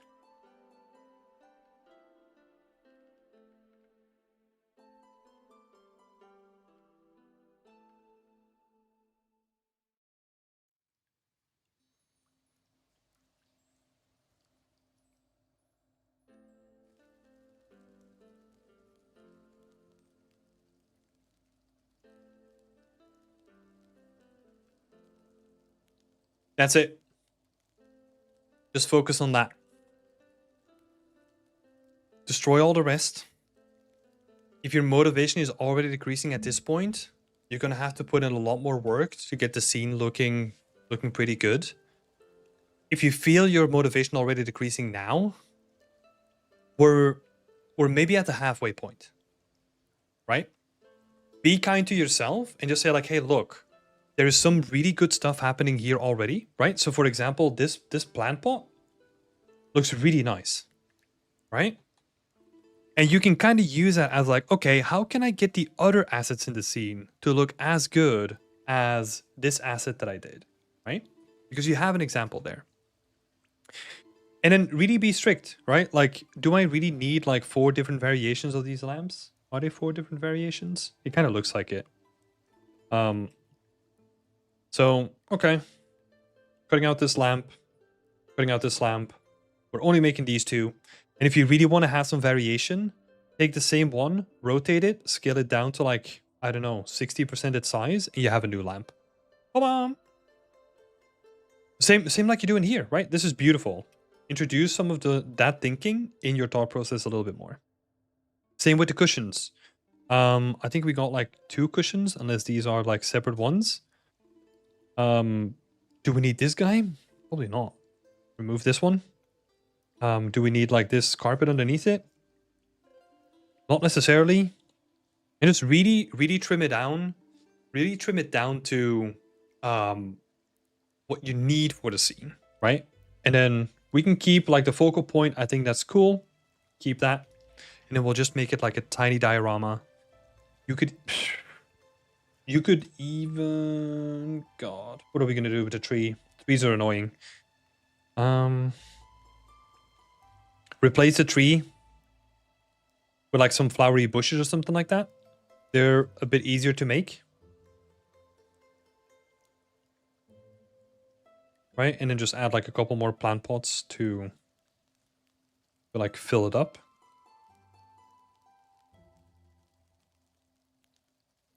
Right? But like this is the thing. You have to listen to yourself, right? If you already feel like, hey, look, my motivation is going down the drain, don't just like Don't try to force yourself like to finish a scene. Be like, okay, look, I'm gonna decrease it now, and if I then get the motivation back, we can increase the scope, right? We don't need to, but we can. But right now, if you already feel demotivated, scale down, shrink it down, and then try to get it done, right? Because I have the feeling that otherwise we might end up in like a loop that is like very dangerous, where, okay, I've regained motivation, I'm gonna do my next scene, which is also gonna be the same scale, and then we're gonna end up in the same thing again. And that's dangerous. And even like, let's say in 2 weeks, we're at the same point where like you say, hey, my motivation is decreasing again. We can scale it down again, right? And what we can do, like, if you just make like a small diorama with like 2 plant pots and just like a couple of cushions next to it, as long as it's done and it's looking good, I'm happy, right?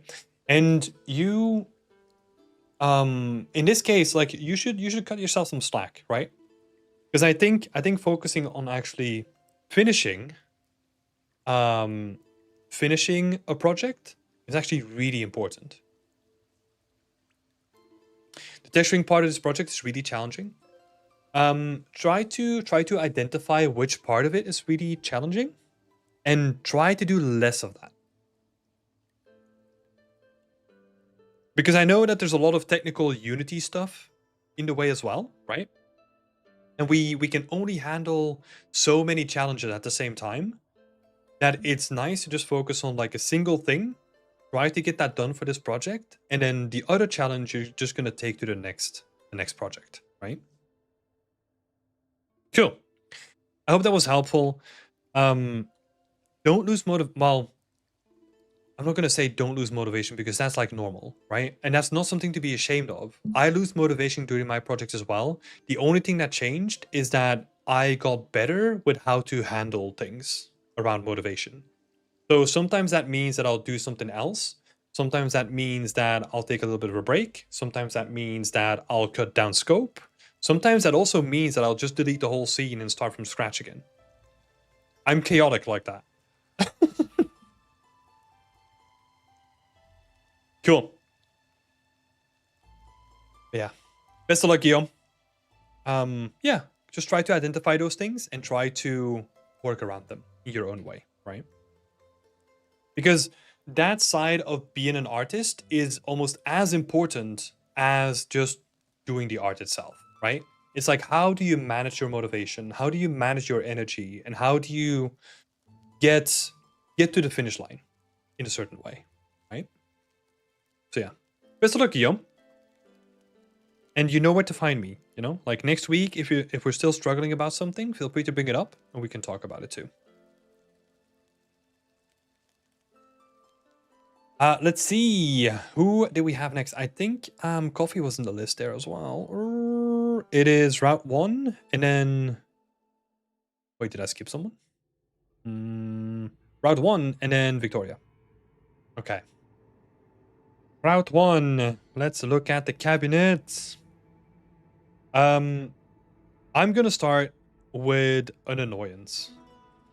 And this is gonna be...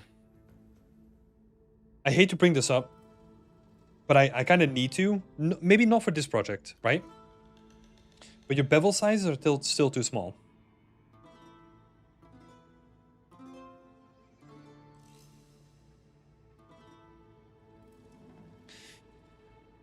And again, I wanna reiterate that what that means is that if you look at it from a distance, like I cannot see any differentiation between different surfaces, where it almost looks like this is a sharp edge, and all your geometry just feels like it's just sharp edge upon sharp edge upon sharp edge, and that just gives it like a really low poly look.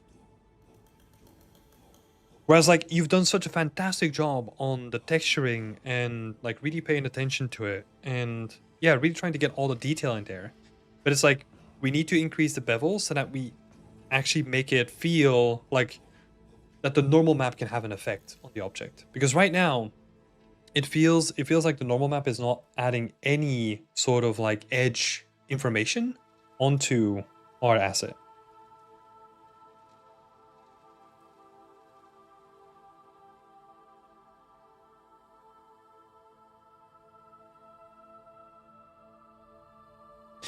How would you do that with the high poly? So yeah, if you have a high poly, that just means that you need to increase your bevel sizes, right? Yeah, that's perfect, right? Like the bake is awesome.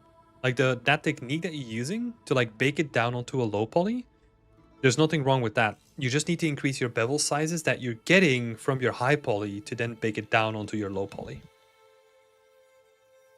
Because this is like super sharp. It doesn't read like the normal map has like any effect on like breaking that edge up. So some of the edges here, for example, like that edge looks quite okay, but some of these edges are like razor thin, right? And that is something that you kind of want to avoid. We almost need to, well, no, we always need to exaggerate how rounded an object is to compensate for the game aspect of it, right? We always tend to exaggerate those elements.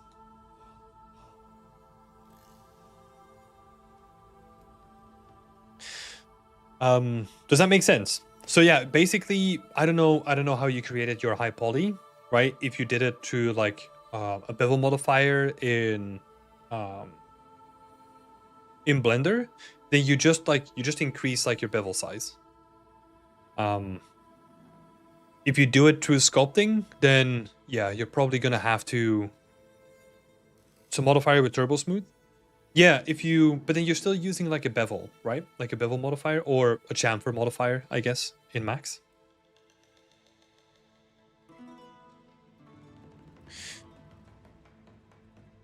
Because in that case, you just need to increase your chamfer width.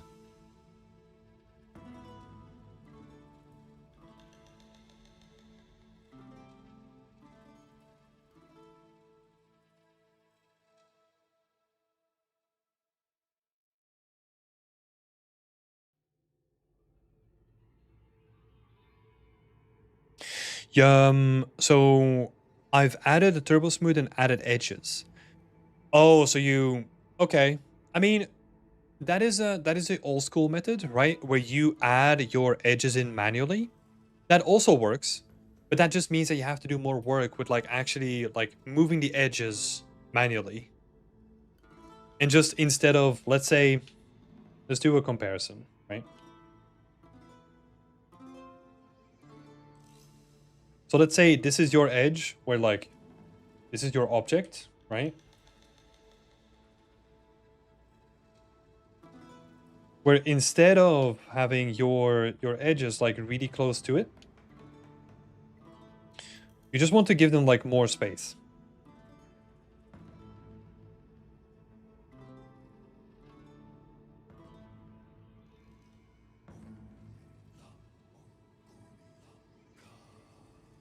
That's it. So that we get like more roundedness in the actual high poly, right? That's what we're looking at.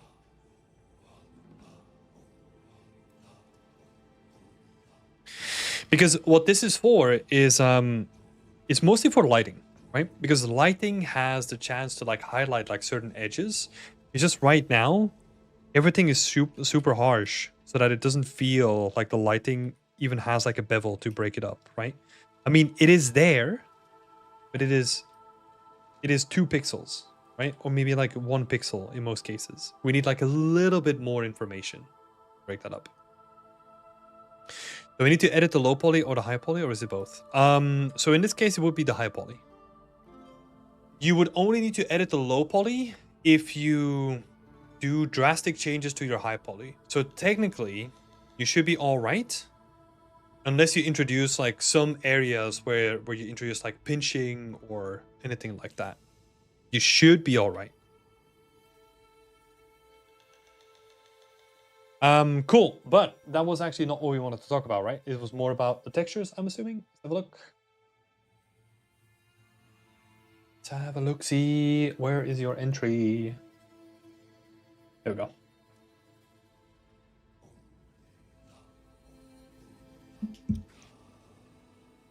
You have a bevel in the low poly? What? That's even more surprising.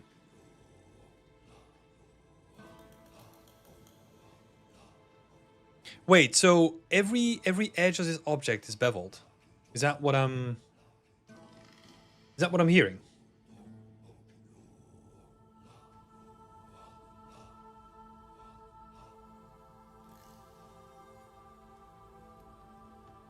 Have I done it wrong? Yeah, like tell me if every edge in the low poly. So you've done mid poly and high poly.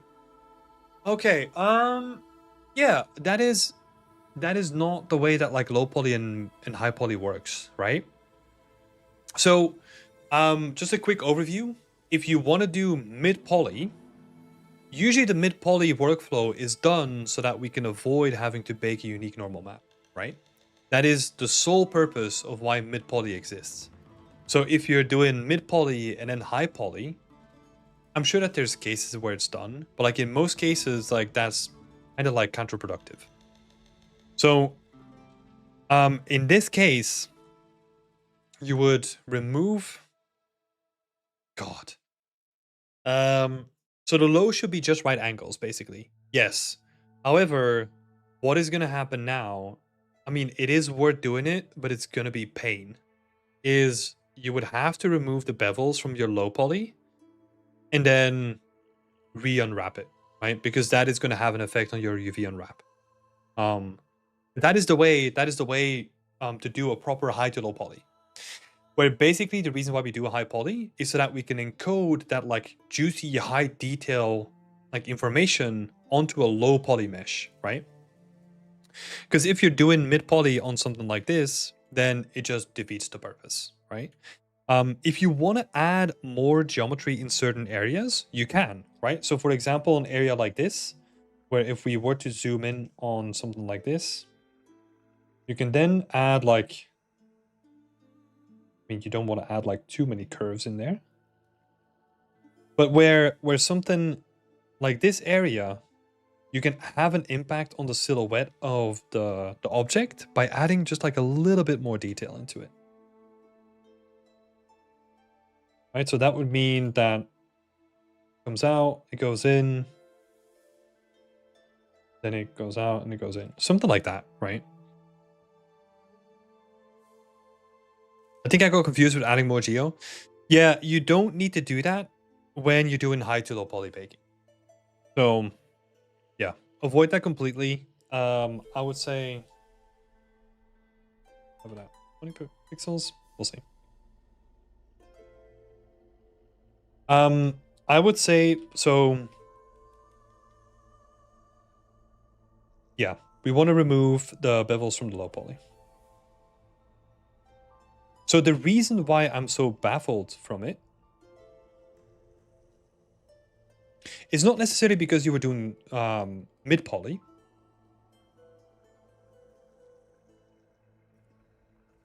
It's not necessarily because you were doing the mid poly workflow, right? It is more because if you had a bevel on it here, I would expect to see it. But that means that the bevels that you do have on your low poly, they're so small that we're not even seeing them here, which is actually, it's actually a little bit more worrying, right? Because now we're adding a bunch more geo, but it's not even having an effect to the actual, it's not even having an actual effect on the geometry.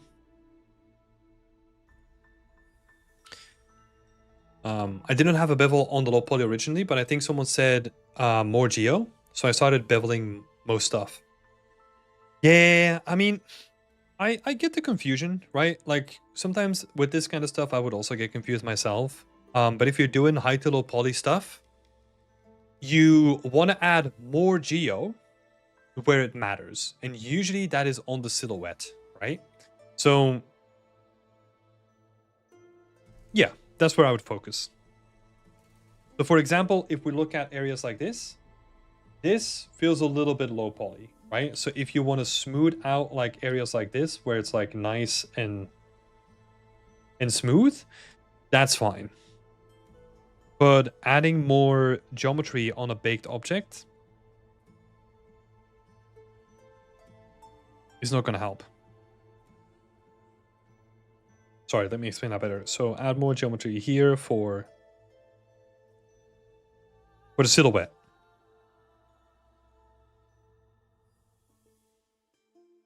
Yeah, but adding more bevels to the low poly is not really going to help, and it's going to be counterproductive if we're baking it down from like a high poly. Like what you could potentially do is, let's say on this asset, your bevels are going to be small enough that we don't really have to add geo, right? So let me do a couple of quick comparisons, right, to really illustrate this. So in your case, this is going to be your low poly and your high poly, right? Just a random corner. Your low poly is going to be like this, and then your high poly is basically going to be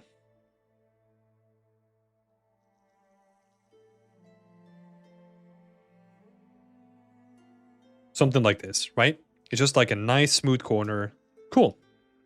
What you can do in certain cases is if your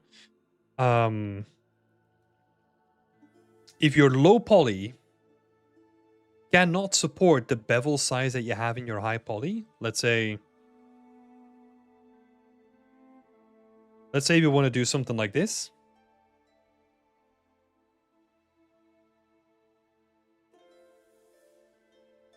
Right? Like this high poly is not going to be able to be translated onto this low poly because we don't have enough edges to support what kind of shape we're trying to bevel, right? So in this case, what we need to do is we need to add like a couple more edges to our low poly and then kind of get a feel for like how many we need to add. Maybe we add 2 in there. And then your high poly is basically going to be like full of edges, right? But sometimes that's what we need to do. We need to be able to translate the detail in our high poly to our low poly. But if the bevel is small enough, we don't need to add any bevels. If we go for bigger sizes, then we need to add like a bit more geometry to compensate.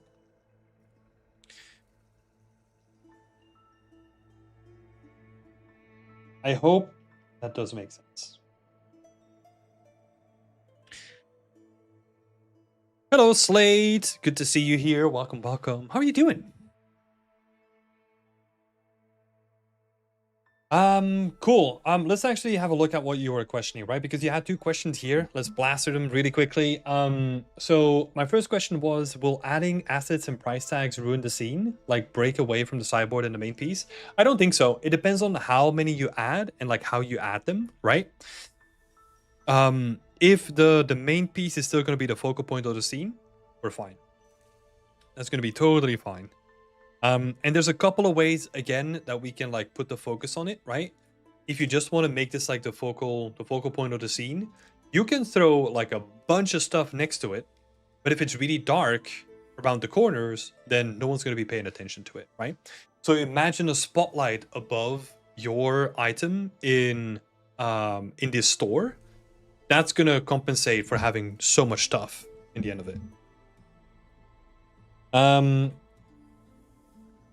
So yeah, like this is the thing, right? Like as artists, we can kind of balance the scene by pulling the levers that we have, right? So adding more stuff, we need to reduce the visibility on that stuff somehow. And like the first thing that I came up with here for this scene would be lights, right? Because it kind of works within the theme. And then some more general feedback. Is there anything you feel out of place? I mean, honestly, I just brought up the biggest point, right? So I'm just gonna keep it there. I think this is honestly the biggest thing that I still struggle with is like I want to see some like nice bevels. I want to see some like nice highlights on the edges and all that kind of stuff. That's gonna look sick. Because that I can guarantee you that's also what people want to see from your portfolio, right? Like if you're doing the high to low poly pipeline, this is basically why. that like those edge highlights and making sure that like a normal map reads really nice, that is 100% why we do the high poly to low poly pipeline. So yeah, it is crucial to get that right. That's why I'm also putting like so much emphasis on it, right? Cool. Yeah. About the presentation, I think the presentation is going splendid. You've done some stuff already, I think. You mentioned that before, so I'm curious what's going to happen with that next week. But yeah, good stuff on the presentation, man. I think those bevels are going to make a huge difference. Get those sorted out, and yeah, the rest of it is going to look sick. Walls are Colgate colored. God dang it, Mechfal. How dare you come in here? Oh. So using lights to isolate the sideboard, that could be a potential thing, right? It depends on how much stuff you want to add, right? If we're literally talking about like, let's think about like one of those garage boxes, right? Just filled to the brim with stuff, then yeah, light is probably going to be your best bet. If you are doing some bigger stuff next to it, let's say you have two big wardrobes that are like super uninteresting, your stuff is going to stand out because they're more boring than the study you did, right? So it all depends. It all depends on the assets. It depends how many assets. You're going to have to play around with that yourself. Cool. Thank you, RouteOne. Let's see. Sorry, Victoria. At long last, we get to your work. Let's see. Where are you in the scene? Or did we already? No, didn't add your stuff. Oh no, shit. Let me quickly add you in the list. See, this is what I meant. Like, we had some issues before where like it didn't grab everyone's thingy. There we go. There is an item for you though. Let's have a look. Excited to hear your thoughts. Let's have a look-see. You're working on a fishing boat. First of all, welcome to the community. It's lovely to have you. I'm excited to have a look at this. Cool, we got the concept here too. Let's have a look. What is that last image? Oh, okay. Cool, we got a visual question. Might be one of the first times we've ever had one of those. Have a look. Currently working on this prop. The concept caught my eye on ArtStation, and I thought it would be an interesting prop to make. Nice.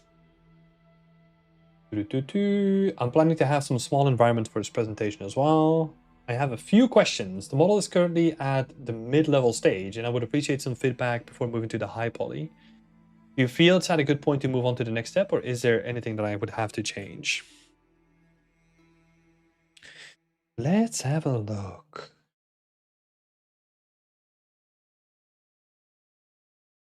I am going to do myself a favor here. I think this is a good representation. I'm just going to grab this guy.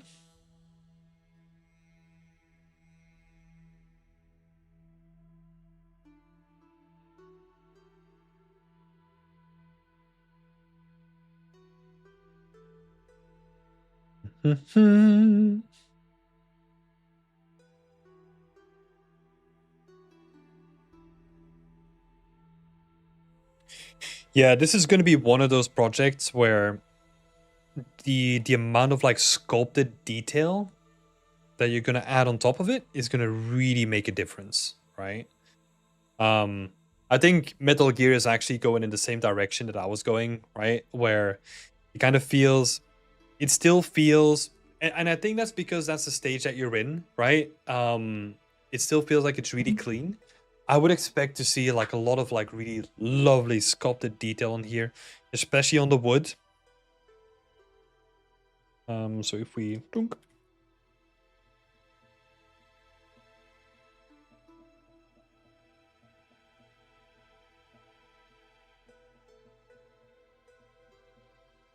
like more imperfections and stuff. Exactly. Like really trying to replicate like how organic this feels, right? Because you can kind of see that like it's not just like, I mean, again, you're in the mid poly, like the mid stage, right? But like you have the representation of like an extruded cube, right? Like a simplified representation. What we really want to see from a high poly is just like all this like nice, cool, like organic feeling stuff. That is going to make such a huge difference. And then you can apply the same sort of thing on these areas, right? Anything that's basically made out of wood would be really cool to do a pass on. And I would say focus on the silhouette, especially because you don't really need to do a whole lot on, let's say, this section, right? Because that's mostly going to come from the low poly and then also the texturing that you're going to do, right? So I would say focus on the silhouette changes, or like the silhouette of the actual model, and then the rest of it is going to be easier to do. Because I mean, you could definitely like go in and like sculpt all this stuff and kind of have like these like bamboo like rings and all that kind of stuff into it. But that's where a balance comes in, where like you don't really have to sculpt that. You could honestly just do that in texturing, and then once you textured it, you just go in into your low poly again at the end and add like a couple of edges and just make those things like stand out a little bit more. This is where if you don't have the experience yet of going through that whole pipeline, right? Like knowing what to do in the low poly and knowing what to do in the high poly, don't worry about it. If you are slightly confused by this stuff, I would honestly opt to do more in the high poly and then maybe do some like smaller tweaks in the low poly, right? Because I can fully appreciate that in the beginning, it is really difficult to estimate what you can do in the low poly and what you can do in the high poly, right? So if that is like somewhat worrying to you at this point, try to do more in the high poly, because it is pretty easy to take something that you've made in a high poly and then do like a cleanup or decimate pass on it to get some like representative like low poly geometry out of it. Yeah. Like again, sculpted wood here, like having this look like really nice. That's gonna look sick. The paddle itself as well has some like really cool stuff happening at the end. And then these areas, right? Like making those. Yeah. Basically, okay.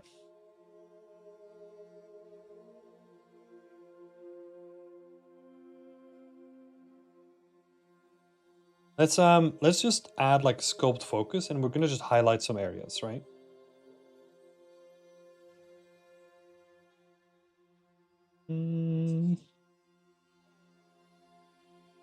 Like all this kind of stuff. I guess you could. That's more optional, these strats things.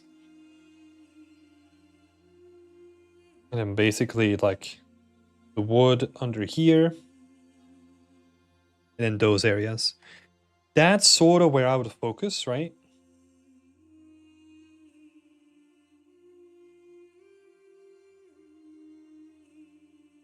Those are the areas that I would sculpt. Like wood would definitely. I feel like I need to go to the high poly pass and then see what I can do with the low poly. Yeah. That's I think where this is gonna come in handy, right? Like that's where I would kind of focus, like sculpting.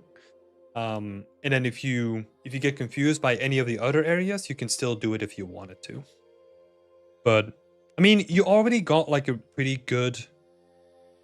You already got some of this stuff going on anyway in the high poly, so I think that's good. Let's see. I tried to do the high poly and low pass, the high poly and the low poly pass for the rope as a test and did a bake and marmoset. The outcome wasn't something that I liked, so I'm wondering what would be the best way to do a low poly for it. I've attached a screenshot with this question and some examples for it as well. Oh, these guys, right?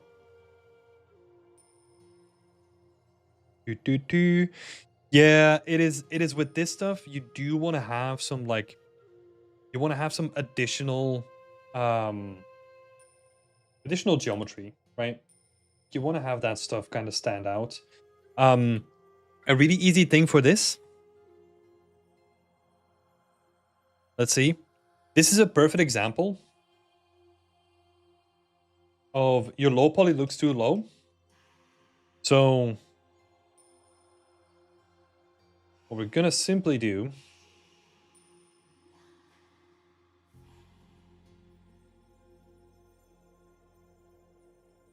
we're gonna simply decimate for the low poly.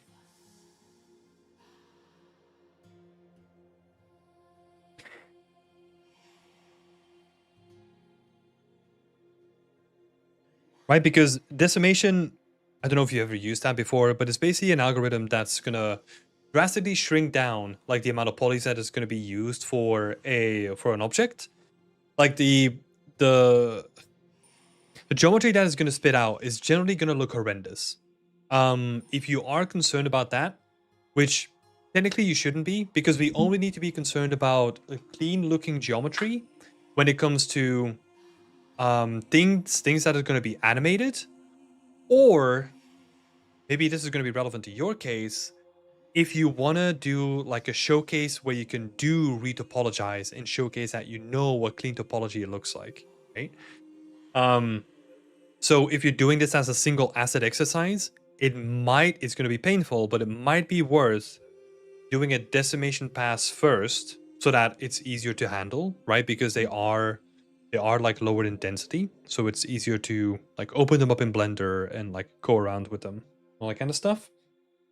And then honestly, use those assets as a live surface, which is basically referencing geometry to build like other geometry on top of, and then build a low poly that way. That would probably be the cleanest one.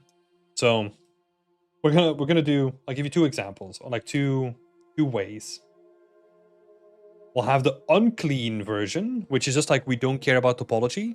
That is basically just decimating it. And then the second way would be to use your high poly or your decimated geometry as a live surface. What you could potentially look into is looking into shrink wrapping. Potentially.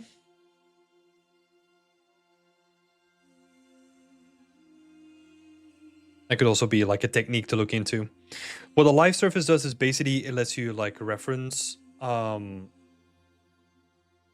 what about decimate plus zero measure? You could potentially use that too. I find that like zero measure, or even in Blender you have like remeasure, right? If you do it that way, it's sort of hit and miss. Like it just like quadrifies like the whole thing in like a really awkward way.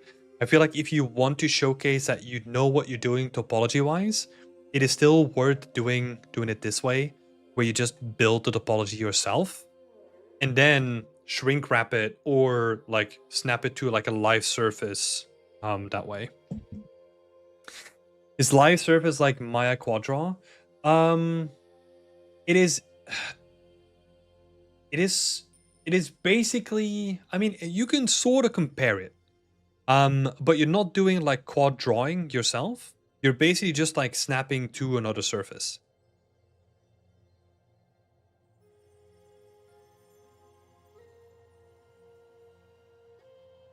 I see. So it's fine to have a high poly count for this one. It's because of the shape. I will need to have a quite high levels to look nice.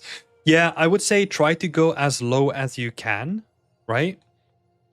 and then see what is like acceptable for your distance, because you could honestly, for the most part, you could get away with just having like tries, right? For the most part. And honestly, this could be like faulting again.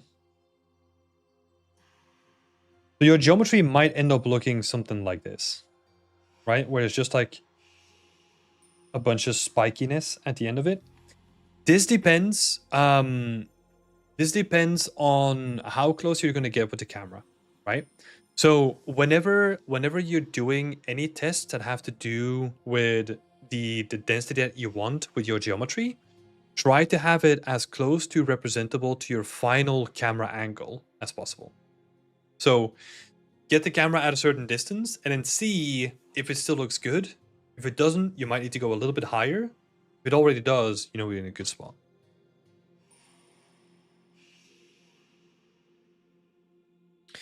Because yeah, like I mean, there are so many ways, right? So for example, let's assume this is like in a game scenario, right? Let's assume this is in a game scenario and we want to have that like crispy looking detail, right? What we can do is we set up like a level of detail chain that is going to be super aggressive in cutting out like all the geometry. So what that means is that if you get really close, you see like all the bumpiness of the surface, but then as soon as you move like 2 meters away, that is just basically going to be reduced to like a sphere, right? As like an extreme example. Let's see. Yeah, that was basically it. A whole bunch of explanation for not a whole bunch of notes. So I hope that was helpful. Let me take some extra notes here. So if we wanna test with the final camera.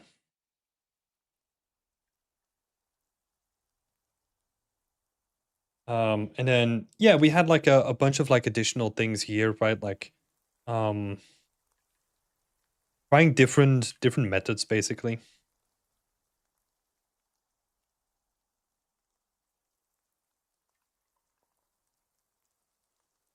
You people from Beyond Extend, I need to go now. See you on Discord. I will try to voice a channel soon. Ooh, okay. Awesome. I look forward to be chatting with you in the future then, Guillaume. Super helpful. Thanks a lot. Yeah. And thank you for sharing it as well. This is looking great. I love these kind of like very organic looking. So satisfying to look at.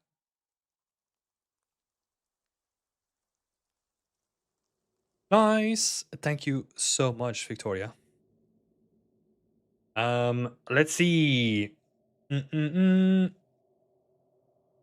Retopology is very good. I love that add-on. I don't think I've ever used it, but yeah, it's a good choice for add-on. It might as well be worth it, right? Like if you're gonna experiment with different methods. Yeah. How much is a membership per month? It's we start at five per month, but we do throw like a whole bunch of value. I mean, this right here, what we're doing right now, the feedback that you get is included in that, and you get a book and all that kind of stuff as well. So I feel like it's a lot of value that we're just throwing at your face. If this is my biased opinion, you know. Cool. Cool. I think we're just going on like a rampage right now. So let's switch over to Mechfal. Let's speed things up just a little bit as well. Let's have a look. So, been working on the backdrop this week and remade the cliff on the left. Awesome. How does the backdrop look compared to last week? And is the composition improved? Yeah, I think honestly we're getting way better scale right now. Looking really nice. I think the scale is really good.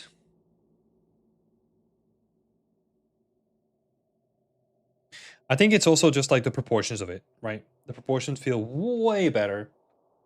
Really good job on that. I'm gonna put as background music. Dive back into this, maybe?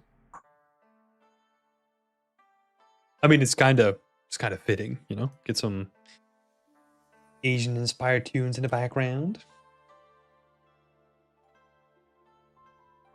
What's happening here? Cool. So the scale works really great. What was some of your other questions?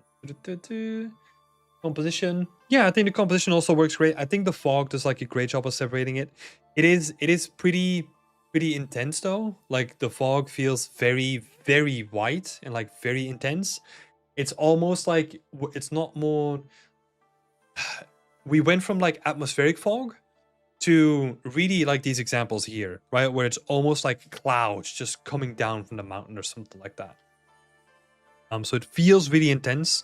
So it can definitely be more subtle with the separation between layers.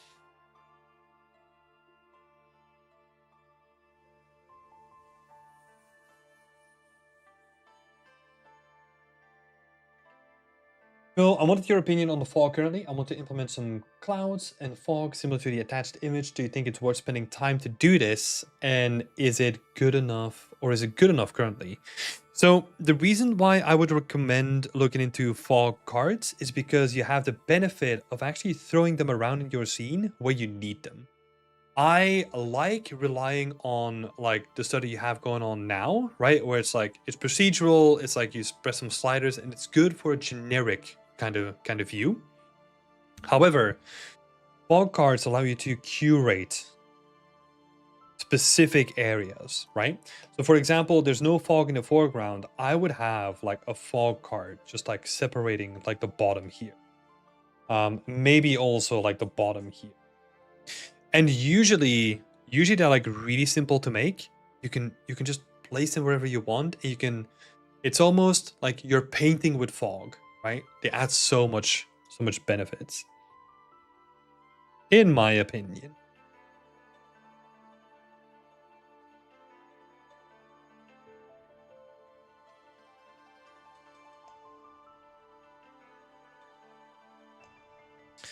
Was looking into fog cards a bit. Yeah, I think honestly that would be my recommendation, to look into fog cards, and it allows you to place them out. Yeah, I've heard a lot of people use like easy fog.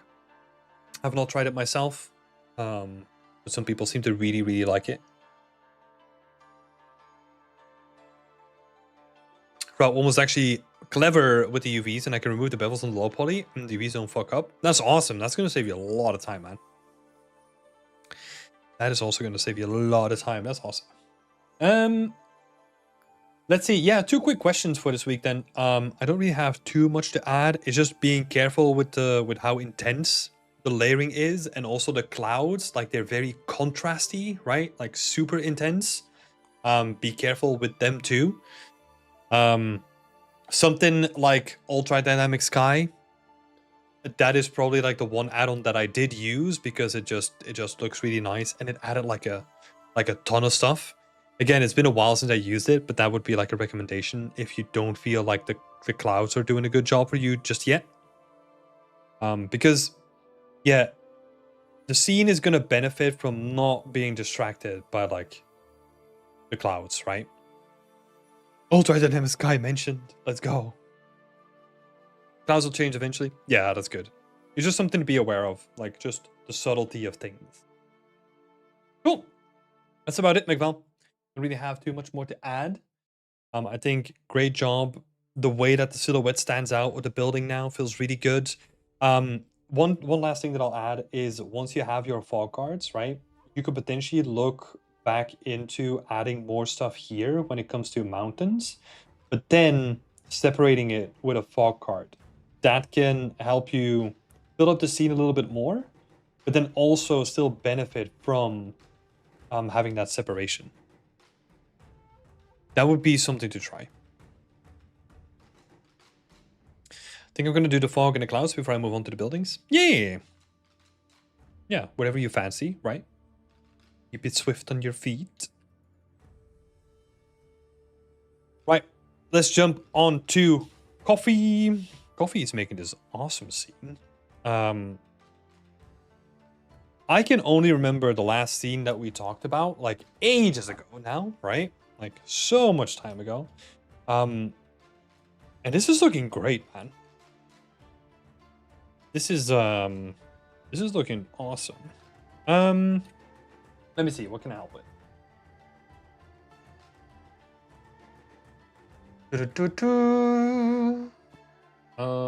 Here we go. Some things which stands out to you. Okay, so like some quick couple of things. I made some notes. I highlighted some areas where, like, for example, here the roughness variation feels really good. So that is something that you could potentially add more of in your scene. For example, this area, you have like a little bit of roughness variation here, but this whole area feels like it's like a rich opportunity to get some like variation in the roughness of your textures going, right? Like really highlight it in a certain way. So there's like a huge opportunity there. There's some decals and dust for blending some of this rubble, because if I turn it off, you can kind of see that if you don't do a job of like blending them with the floor below, kind of just looks weird. So you kind of need like a couple of smaller pebbles, maybe just like a little bit more dust on the floor, to kind of just blend everything together. Like, it's honestly, I use this everywhere. It is literally like, oh, I have like a big thing, I'm gonna add like smaller things, and then in this case, I'm gonna add like even smaller things in like a texture, right? And it's always a 1, 2, 3 example. Right, I'll try to use vertex paint better or more some decals. Yeah, whatever works best, whatever you have set up, it's gonna work well. The door here at the end, it currently feels a little bit too clean versus the environment, because everything is so nicely like destroyed and overgrown and all that kind of stuff. But this door feels a little bit clean at the moment. And then I thought, so this is something that I'll bring up, but I've kind of found like conflicting references for this too. I felt that the scale of the wheelchair compared to the door was off. I would expect the wheelchair to be like 25% bigger or something like that.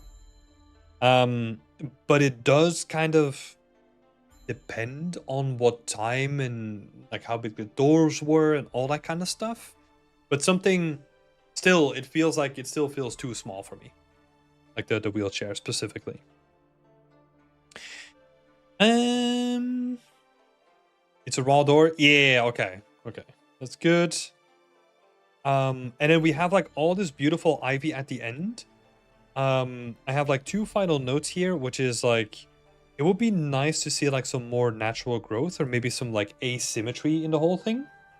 And also thinking about like where it comes from, right? So that maybe like one area is like fully covered, but then it kind of clears up on the left side. Some asymmetry could be really nice. And then honestly, I love this. This little area here looks really good. And I think if you just add like a bit more geometry and like really make this like the highlight of the piece, you could do some like really cool stuff with like this skylight just coming in. That's also like an opportunity where you can like squeeze more out of it.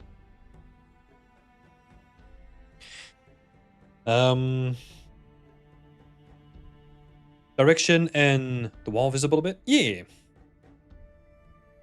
Maybe I can resize the door a bit by making the frame smaller. I mean, you could, but I feel like that's gonna be the counterproductive solution, right? Because that then means that in a shot where you can see multiple doors, one door is going to be smaller. It's honestly just going to be quicker to just scale the wheelchair up like 25% compared to the doors, right? That's the easiest solution.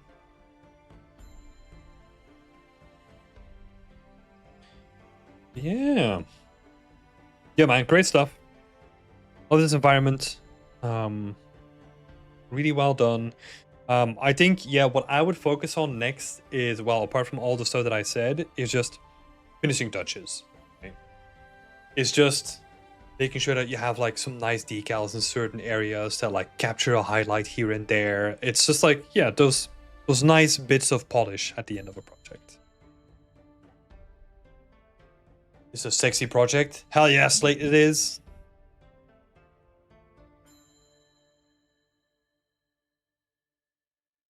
I also love that that didn't come up in top chat because, I don't know, YouTube was like, ooh, there's a naughty word in here. We're not going to show this. Thanks, Tim. No worries. Thank you, coffee. Rick is saying looks amazing. Yeah, exactly. Exactly. Rick, since you are here, let's talk about your stuff, Nick, then. A Hainanese restaurant.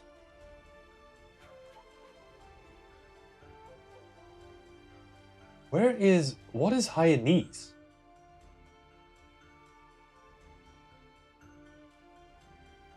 I've just never heard that word. Thanks, glad you like it. Yeah, really well done, man. Really well done. Culture in China? Oh, really? Interesting. Cool. The more you know. The more you know. I guess I don't. Yeah. I'm just thinking back at like when I worked in like a Chinese restaurant and my bosses were from China and all that kind of stuff. Like, I only looked at it through the lens of like languages, right? Like Mandarin and Cantonese, but I never really spoke to them about culture. Now that I'm thinking of it. Anyway, that's beside the point. So with Wednesday questions, finish my block out and I would love to hear what I can improve. So the question that I have is, I had a hard time trying to recreate the wide lens feel in Unreal Engine 5, so I'm still having some doubts if the proportions are correct. Okay.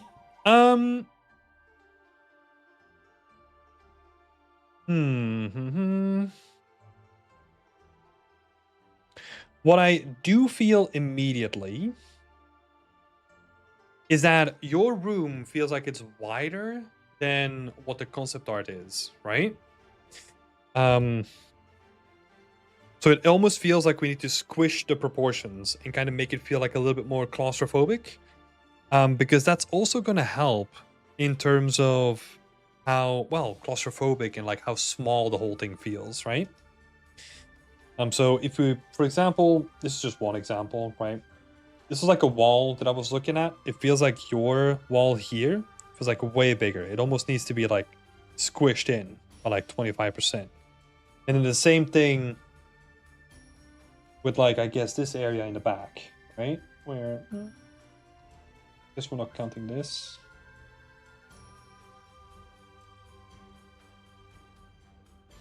I mean, obviously with a lens like this, we're going to have some distortion, right? But it does feel that like in terms of like the width of everything, we need to reduce everything by like 15 to 20% ish.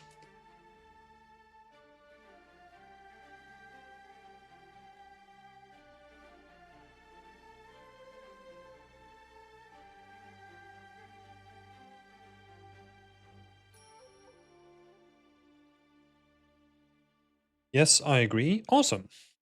That's good. Because we're not gonna, why did I just write?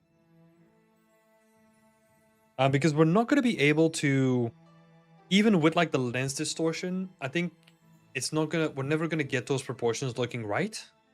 Right, so we have to kind of fix the fundamentals of it. Also, can I just say, like, this is a freaking awesome concept to pick, dude.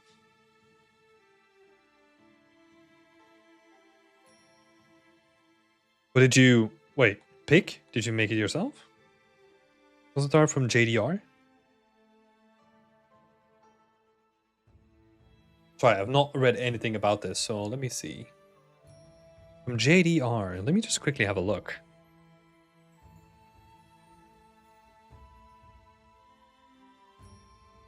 God, this is cool. So cool! I love it. It's gonna be awesome. Okay, cool. From a concept artist? Yeah, sorry, Rick. I was super lazy. But yeah, JDR.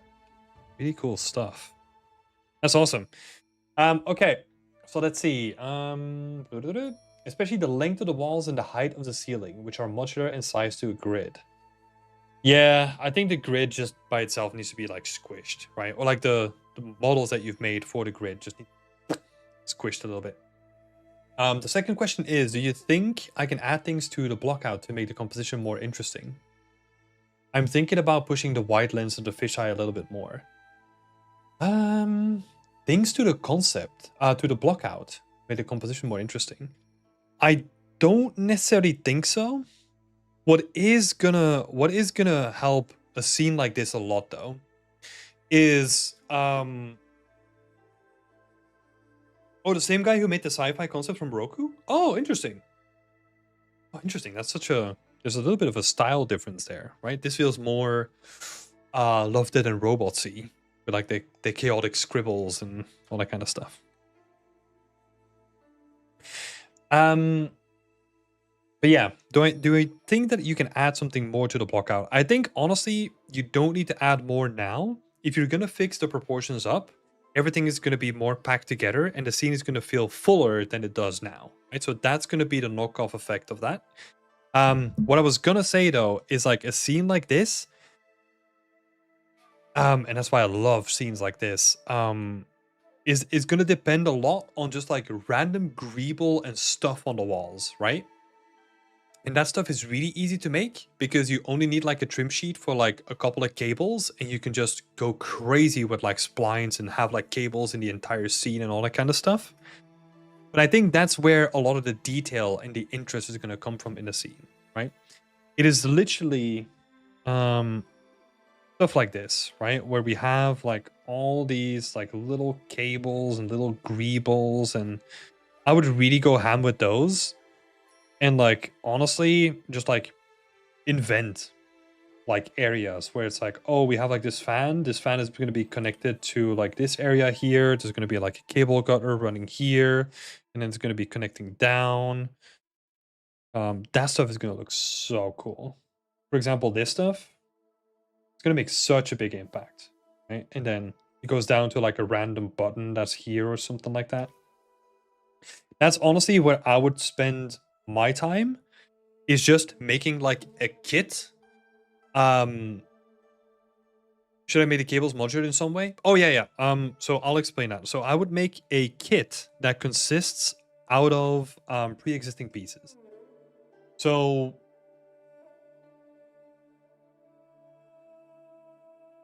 it's going to be a combination of a couple of techniques.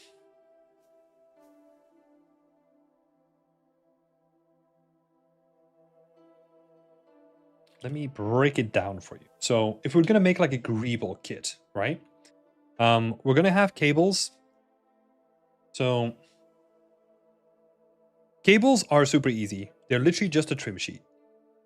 So if you've never heard about a trim sheet is basically a texture that is laid out in such a way that like the individual sections in that texture can be used endlessly in one direction. So you literally just have like a cable texture that is going to be one of these sections, and then you can literally tile it forever in any direction you want. Well, in a horizontal direction. That means that the only thing that you need to do is, let's say you have a cable that is like super complicated and looks like freaking horrendous to unwrap. No, you literally just take that cable, you select lengthwise, you select one edge, you unwrap it, you quadrify the whole UVs, and then you just map it onto this, and you have a good looking cable. That's all you need to do. I know that I went through like a bunch of things there really quickly. If you're unfamiliar with what a trim sheet is, there's some really good tutorials online about trim sheets. We have documentation on our website and also a couple of tutorials on them too. Feel free to go check those out. And then the rest of it is basically you can do a unique approach where, let's say we're gonna pack this entire kit into a single texture. So let's say you have like a couple of cables at the top of your texture. And then you can use the rest for like a little box, a little switch, a little thing, blah, blah, blah.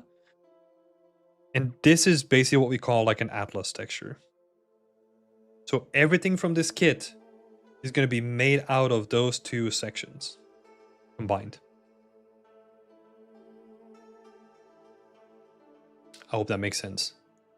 If you're looking into an atlas texture, we have a workshop on this that is called Hybrid Trim Sheets. That will explain the concept for you in detail. So feel free to look that up on our YouTube. Cool. Honestly, for a scene like this, that's what I would focus on. I mean, obviously, you would focus on like the actual content, right? But I feel like where the uniqueness of the scene is just like how everything like randomly connects, and then just really simple textures and decals that can indicate like what people ate, like maybe they spilled something, like all that kind of storytelling that comes on top of it, right?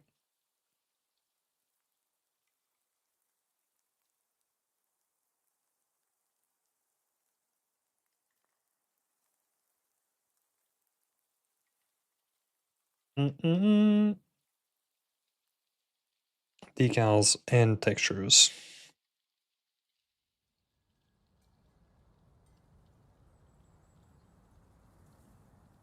Cool. I think I'll leave it there for this week, Rick. I will say though, did you join recently? I think you did, right? So welcome to the community, Rick. Happy to have you. And yeah, really great choice of concept. I'm looking forward to see how this is gonna evolve. It'll be awesome. Right. Thanks for the feedback. It was really helpful. Yeah. Thank you for being here, Rick. And also for like staying up. Because I know that we've been here for a while now. But thanks for bearing with me through the whole session. Cool. Let's have a quick look at what Oscar is saying. This is going to be like a really quick feedback, because it was basically a follow-up from last week. There's two questions here. Like, how do I make everything less rigid? Right, so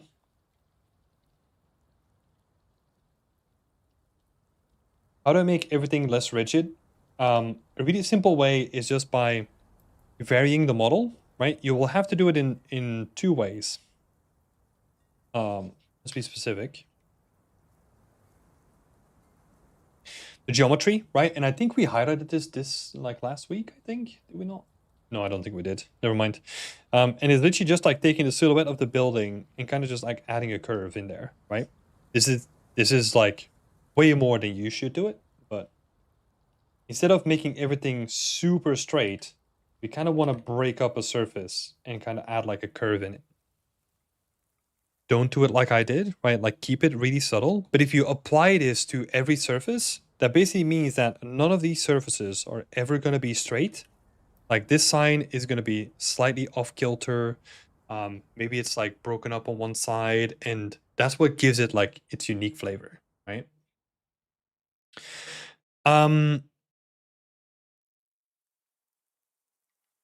Yeah, basically nothing is straight. So whenever you make something, don't make it like 100% straight to the grid, because that always looks too 3D like. So and then for the letters here, if you want to do it in a way, because you're interpreting the concept in a realistic way, right? I would maybe I need to go back on the feedback from last week, but this is not the way to do it. If you want to go for a realistic approach, I would honestly have a look at how they do, because I mean this is too much, you know? But having a subtle variation, like imagine an actual handwritten sign.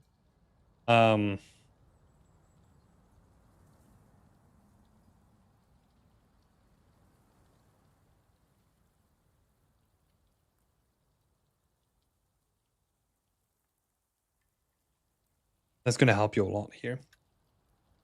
Gotta go. Have a good rest of the week, everyone. Thank you for being here, Slate. Thank you for popping in. That is awesome. So yeah, I just wanted to add these two couple points. And then we're jumping on to the next one. No One Austin is back for some more feedback. Look here.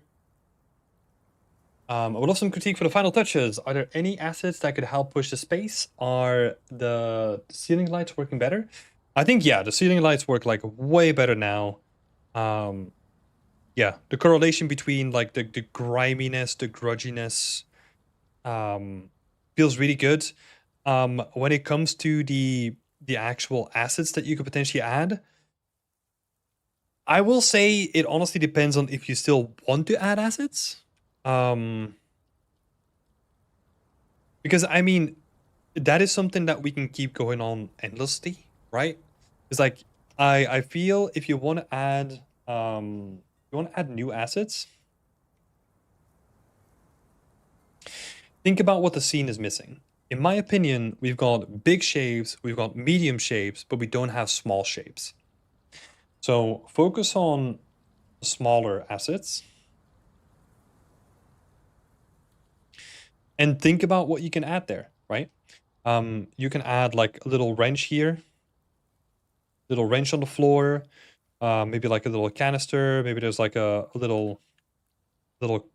couple of little cups from people working in here. Maybe there's like a notepad of like a surveyor that's like taking notes of stuff.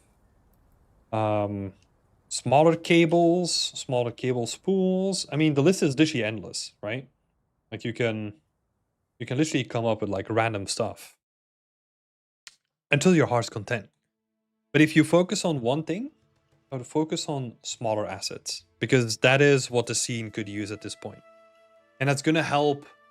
That's gonna help with the actual rest of the scene and making it stand out a bit more in terms of proportions as well. So yeah, that's what I would do. But yeah, the ceiling lights are awesome. Like, are great.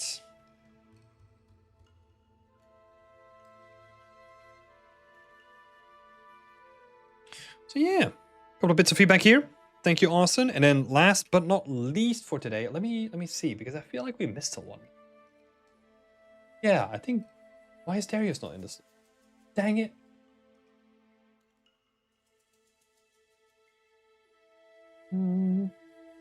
Why is Darius not in the list? What happened here? 4, 8, 12, 16, 17. How many do we have here? Oh no.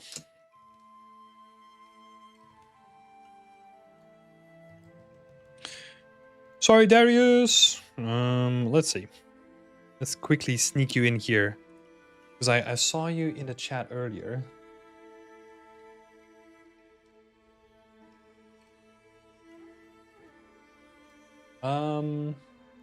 Yeah, it is tagged as Wednesday. Weird.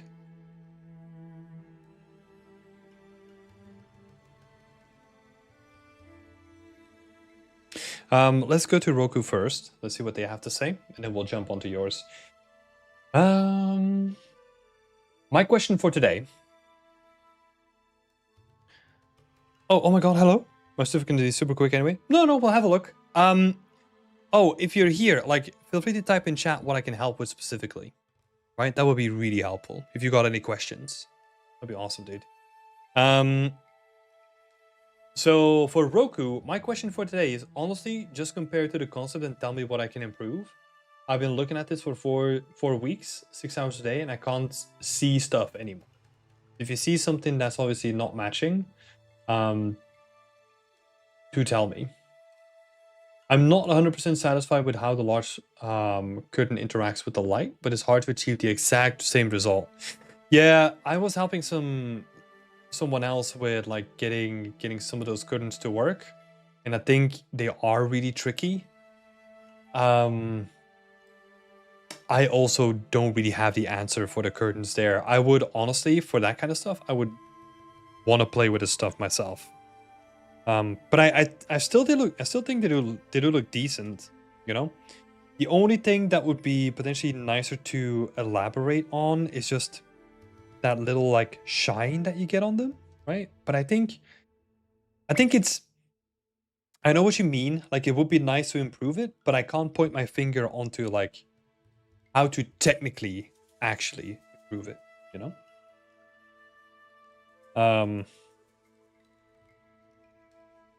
Because then I would need to play around with it. So it does look good enough, and I think it holds up. I don't think it's damaging your art, if that makes sense. It doesn't look bad. When it comes to matching the concept, I mean, honestly, at this point, it's not really about like matching the concept. What I want you to think about is, at this stage of the project, I usually focus on one thing, and that is, how can I reuse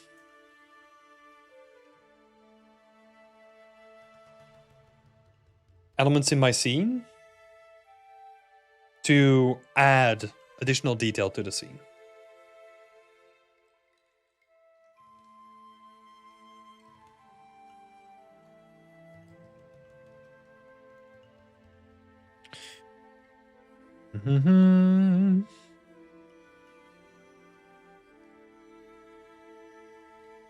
Because yeah, what are we looking at? Like comparison. Like to me, it would honestly come down to a lot of like very specific things, right? Like polishing things, most cases, is these areas, right? You have like a light here, but I think it would be kind of nice to like exacerbate like some of the shine that is being cast from some of these lights. Not like harshly enough, right? But so that we get like a little bit of that roughness or that reflection.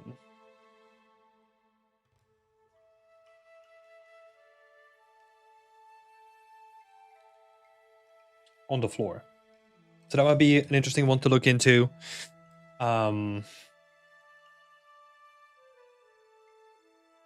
Let's have a look.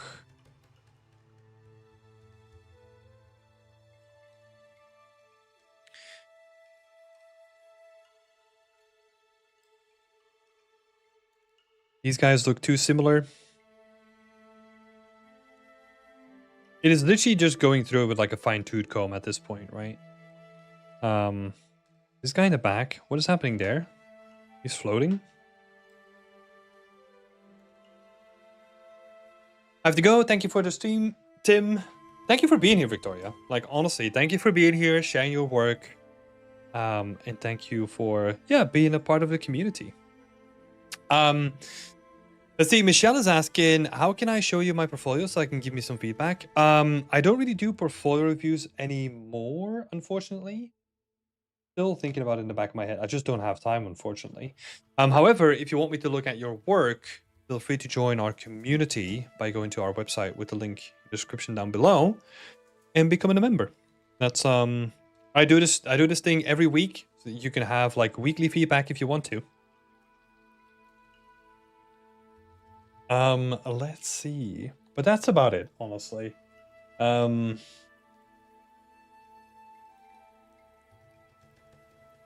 Yeah, because I think you got like all the details from the concept, right? It is now more looking at like, okay, what kind of looks off? It would be nice to just ask like a bunch of different people, like, hey, what looks weird? And just get your opinion from like a bunch of different people.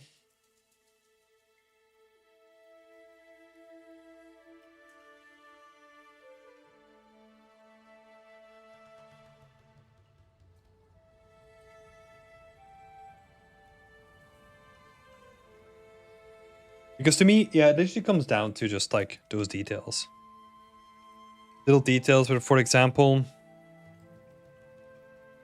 this area is a bit too simple or too barren because we don't really have that nice breakup that we have on the opposite side, right? Where it just goes from like the wall into the floor. That always looks weird. So like a little lip Music is so relaxing. Is there any playlist that you can share with us? Actually, so this is from a friend of mine. She was an environment artist that I used to work with, but she went into music composing. So if you want to check out her work, which you can also like stream on like Spotify and all that kind of stuff, there's a link in the description as well. So feel free to check out Marika's work. She does awesome stuff. And this is specifically from, let me double check that for you. This is from her Nordic Exploration CD. CD, like an old man, from her album. It's called Nordic Exploration. It does a bunch of really cool. She has like amazing albums about Western music as well. They're really, really fun to listen to too. Cool. Yeah, that's about it for you this time, Roku. I mean, it's the finishing line, right? It's literally thinking about like, hey, what little thing looks weird? How can I improve this a little bit here, there? Getting more reuse out of the elements, right? Sorry to interrupt that way. No worries. No worries. You are never interrupting by asking. Let's see, Darius. More thingy here.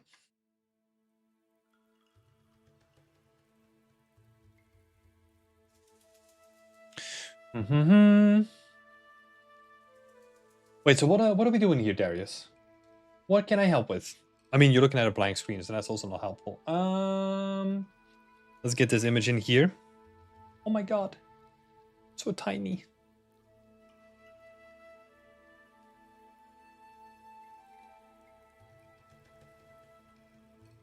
Oh, let me see.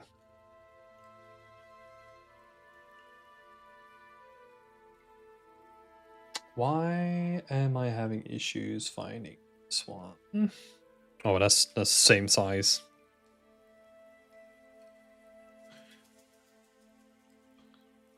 I guess we'll do it this way then.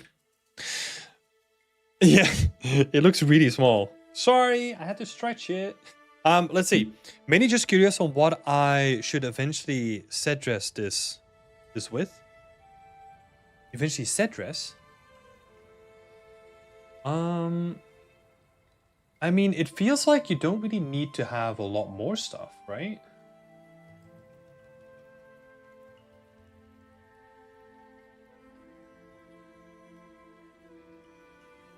It's a little bit of a concept. I don't know how I exactly should redress this with a theme in mind of a rice farmer. Oh, I see. Wait, hold on. Let me read the whole thing.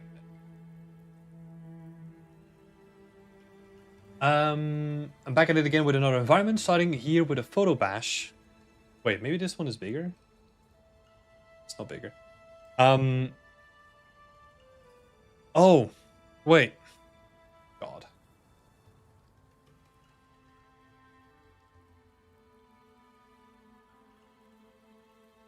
Still as small.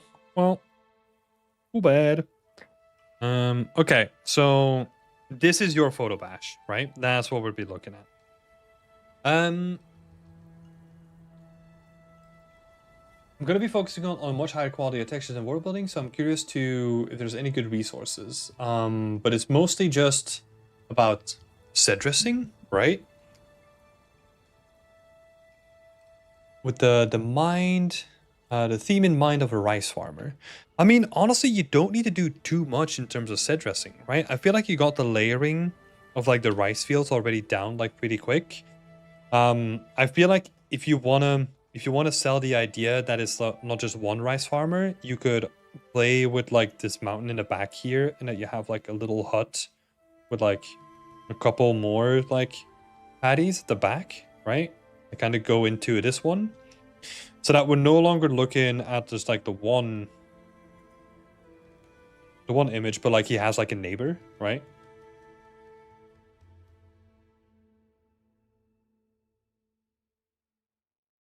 That could be something to look into. But that is just to like fill up the world. I don't think you need to do a whole lot here. If you, some ideas that I could throw out there is,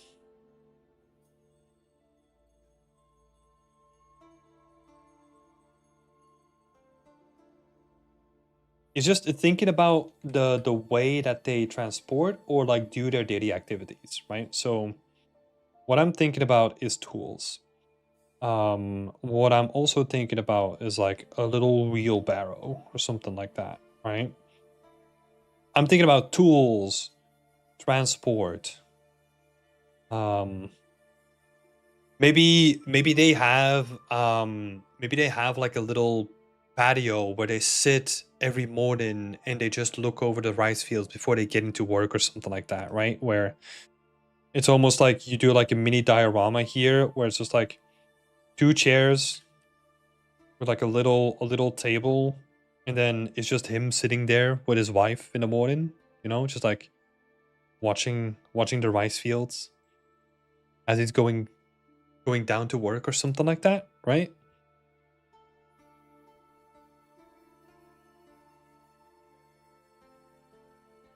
Like a little bit of a personal story that we can infuse into the whole thing. That could be cool. Transport, would a road or a river or that sort help out? Well, I feel like you kind of have that going here, right? So we have like the road coming into the place, which is just like, it's this nice little cobblestone kind of like road that's going on, which is really cool. And then for the actual wheelbarrow, depending on where they store the rice, right? Like think about the logic, right? So let's say he has, oh, you know what would be cool?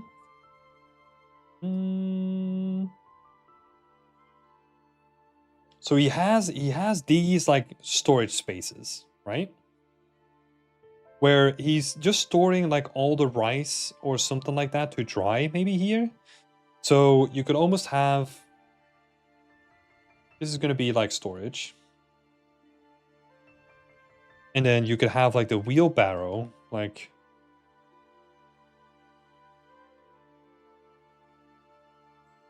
next to it, right? Oh my god, this is out of proportion, but hey, you get what I mean. So you could have like a wheelbarrow next to the storage, and then you could have like a little path that kind of takes you down into like the fields, right? And then you can see like some stacked like rice down here. And it's just thinking about like what I'm doing here is just like I'm role playing, right? Like if I were a rice farmer in this field, like how would I make use like the natural environment and like the stuff that's already built out into the scene, supported by your concept as well, and just be like, how can we make use of it, right? So it's basically like, okay, harvest the rice, cool. So that's step number one. How do they transport the rice back to their storage, right? There's probably going to be like a way down here. They probably have like an additional worker that's just like dumping all the stuff here, and then someone else takes it up here to then, I don't know, do something with. I don't know how they process rice, right? Because they need to harvest it somehow, and then they store just all the grains of rice like in like a space down here, which is just like kernels of rice. And then you can also think about, okay, what happens next, right? So so if we go through the whole thing, this number one is harvest. And this is all just like from the back of my head, right? So I don't know if this is accurate. We harvest, then we process, and then we sell, right? Sell or distribute, something like that. And very simply, like what happens here is what we can then like visualize, right? You can't use machine or any vehicle to harvest rice, a side note, just by hand. Yeah, what are you doing here still? Sneaking into the stream? No, but that's a good point. So yeah, all of this stuff is done by hand, right? So they go down into the fields, they harvest everything by hand, they take everything back, they store it permanently, or like temporarily, and then they process the rice, and then they get all the rice, they put it in bags or whatever, or in another wheelbarrow, and they take that back to like where they're gonna sell it, right? And that's like the whole sequence. And that is honestly, whenever I'm trying to make a scene, I always do this, because this stuff, like, you just saw the process of me doing it live, right? Like, this stuff gives me so much inspiration of just being like, okay, what does the process look like in the real world? And how does that then translate to like this magical place, you know? And this is cool stuff. Cool stuff that you can work around with. Could not sleep, so I came back. Thank you for being here, Burak. I appreciate it. Unfortunately, though, that is gonna be it. So I'm gonna have to force you to go to sleep now, Burak. Sorry. I guess you could watch like any recording from the last couple of years, right? But yeah, I am also gonna call it here. I appreciate everyone that stuck it through the end. Unbearably is saying, that's sick, thanks for the perspective on that. No worries, no worries. That's usually my thought process, right? So yeah, I'm happy to help. I have a lot of fun doing this stuff, so this is honestly just the stuff that I enjoy. Yeah, thanks for being here. Thanks for watching all the way to the end. If you aren't a member yet, you know what to do. Like, there's a link down in the description. There's a book involved. You get a free book. You can do this every week. Like, it's a lot of fun, you know. Just join us. Come on. And then thanks everyone for participating as well. Like, it was awesome to see everyone's work as always. Coffee, like, shout out, like, your work is looking awesome. I was honestly really surprised by, like, because it's such a while since I've seen your last project. To this one. It's honestly, I just want to do that. Like, I just want to say that it's generally amazing. Burak, you're waiting. Wait, what book? Did I miss something? If you go to your dashboard on our website, there's a download button where you can download a PDF. And that is like a 250-page PDF with like a bunch of tips for like environment art. So go check that out. Cool. Thanks everyone for being here. Have a nice evening, and we'll see you next week. Bye-bye.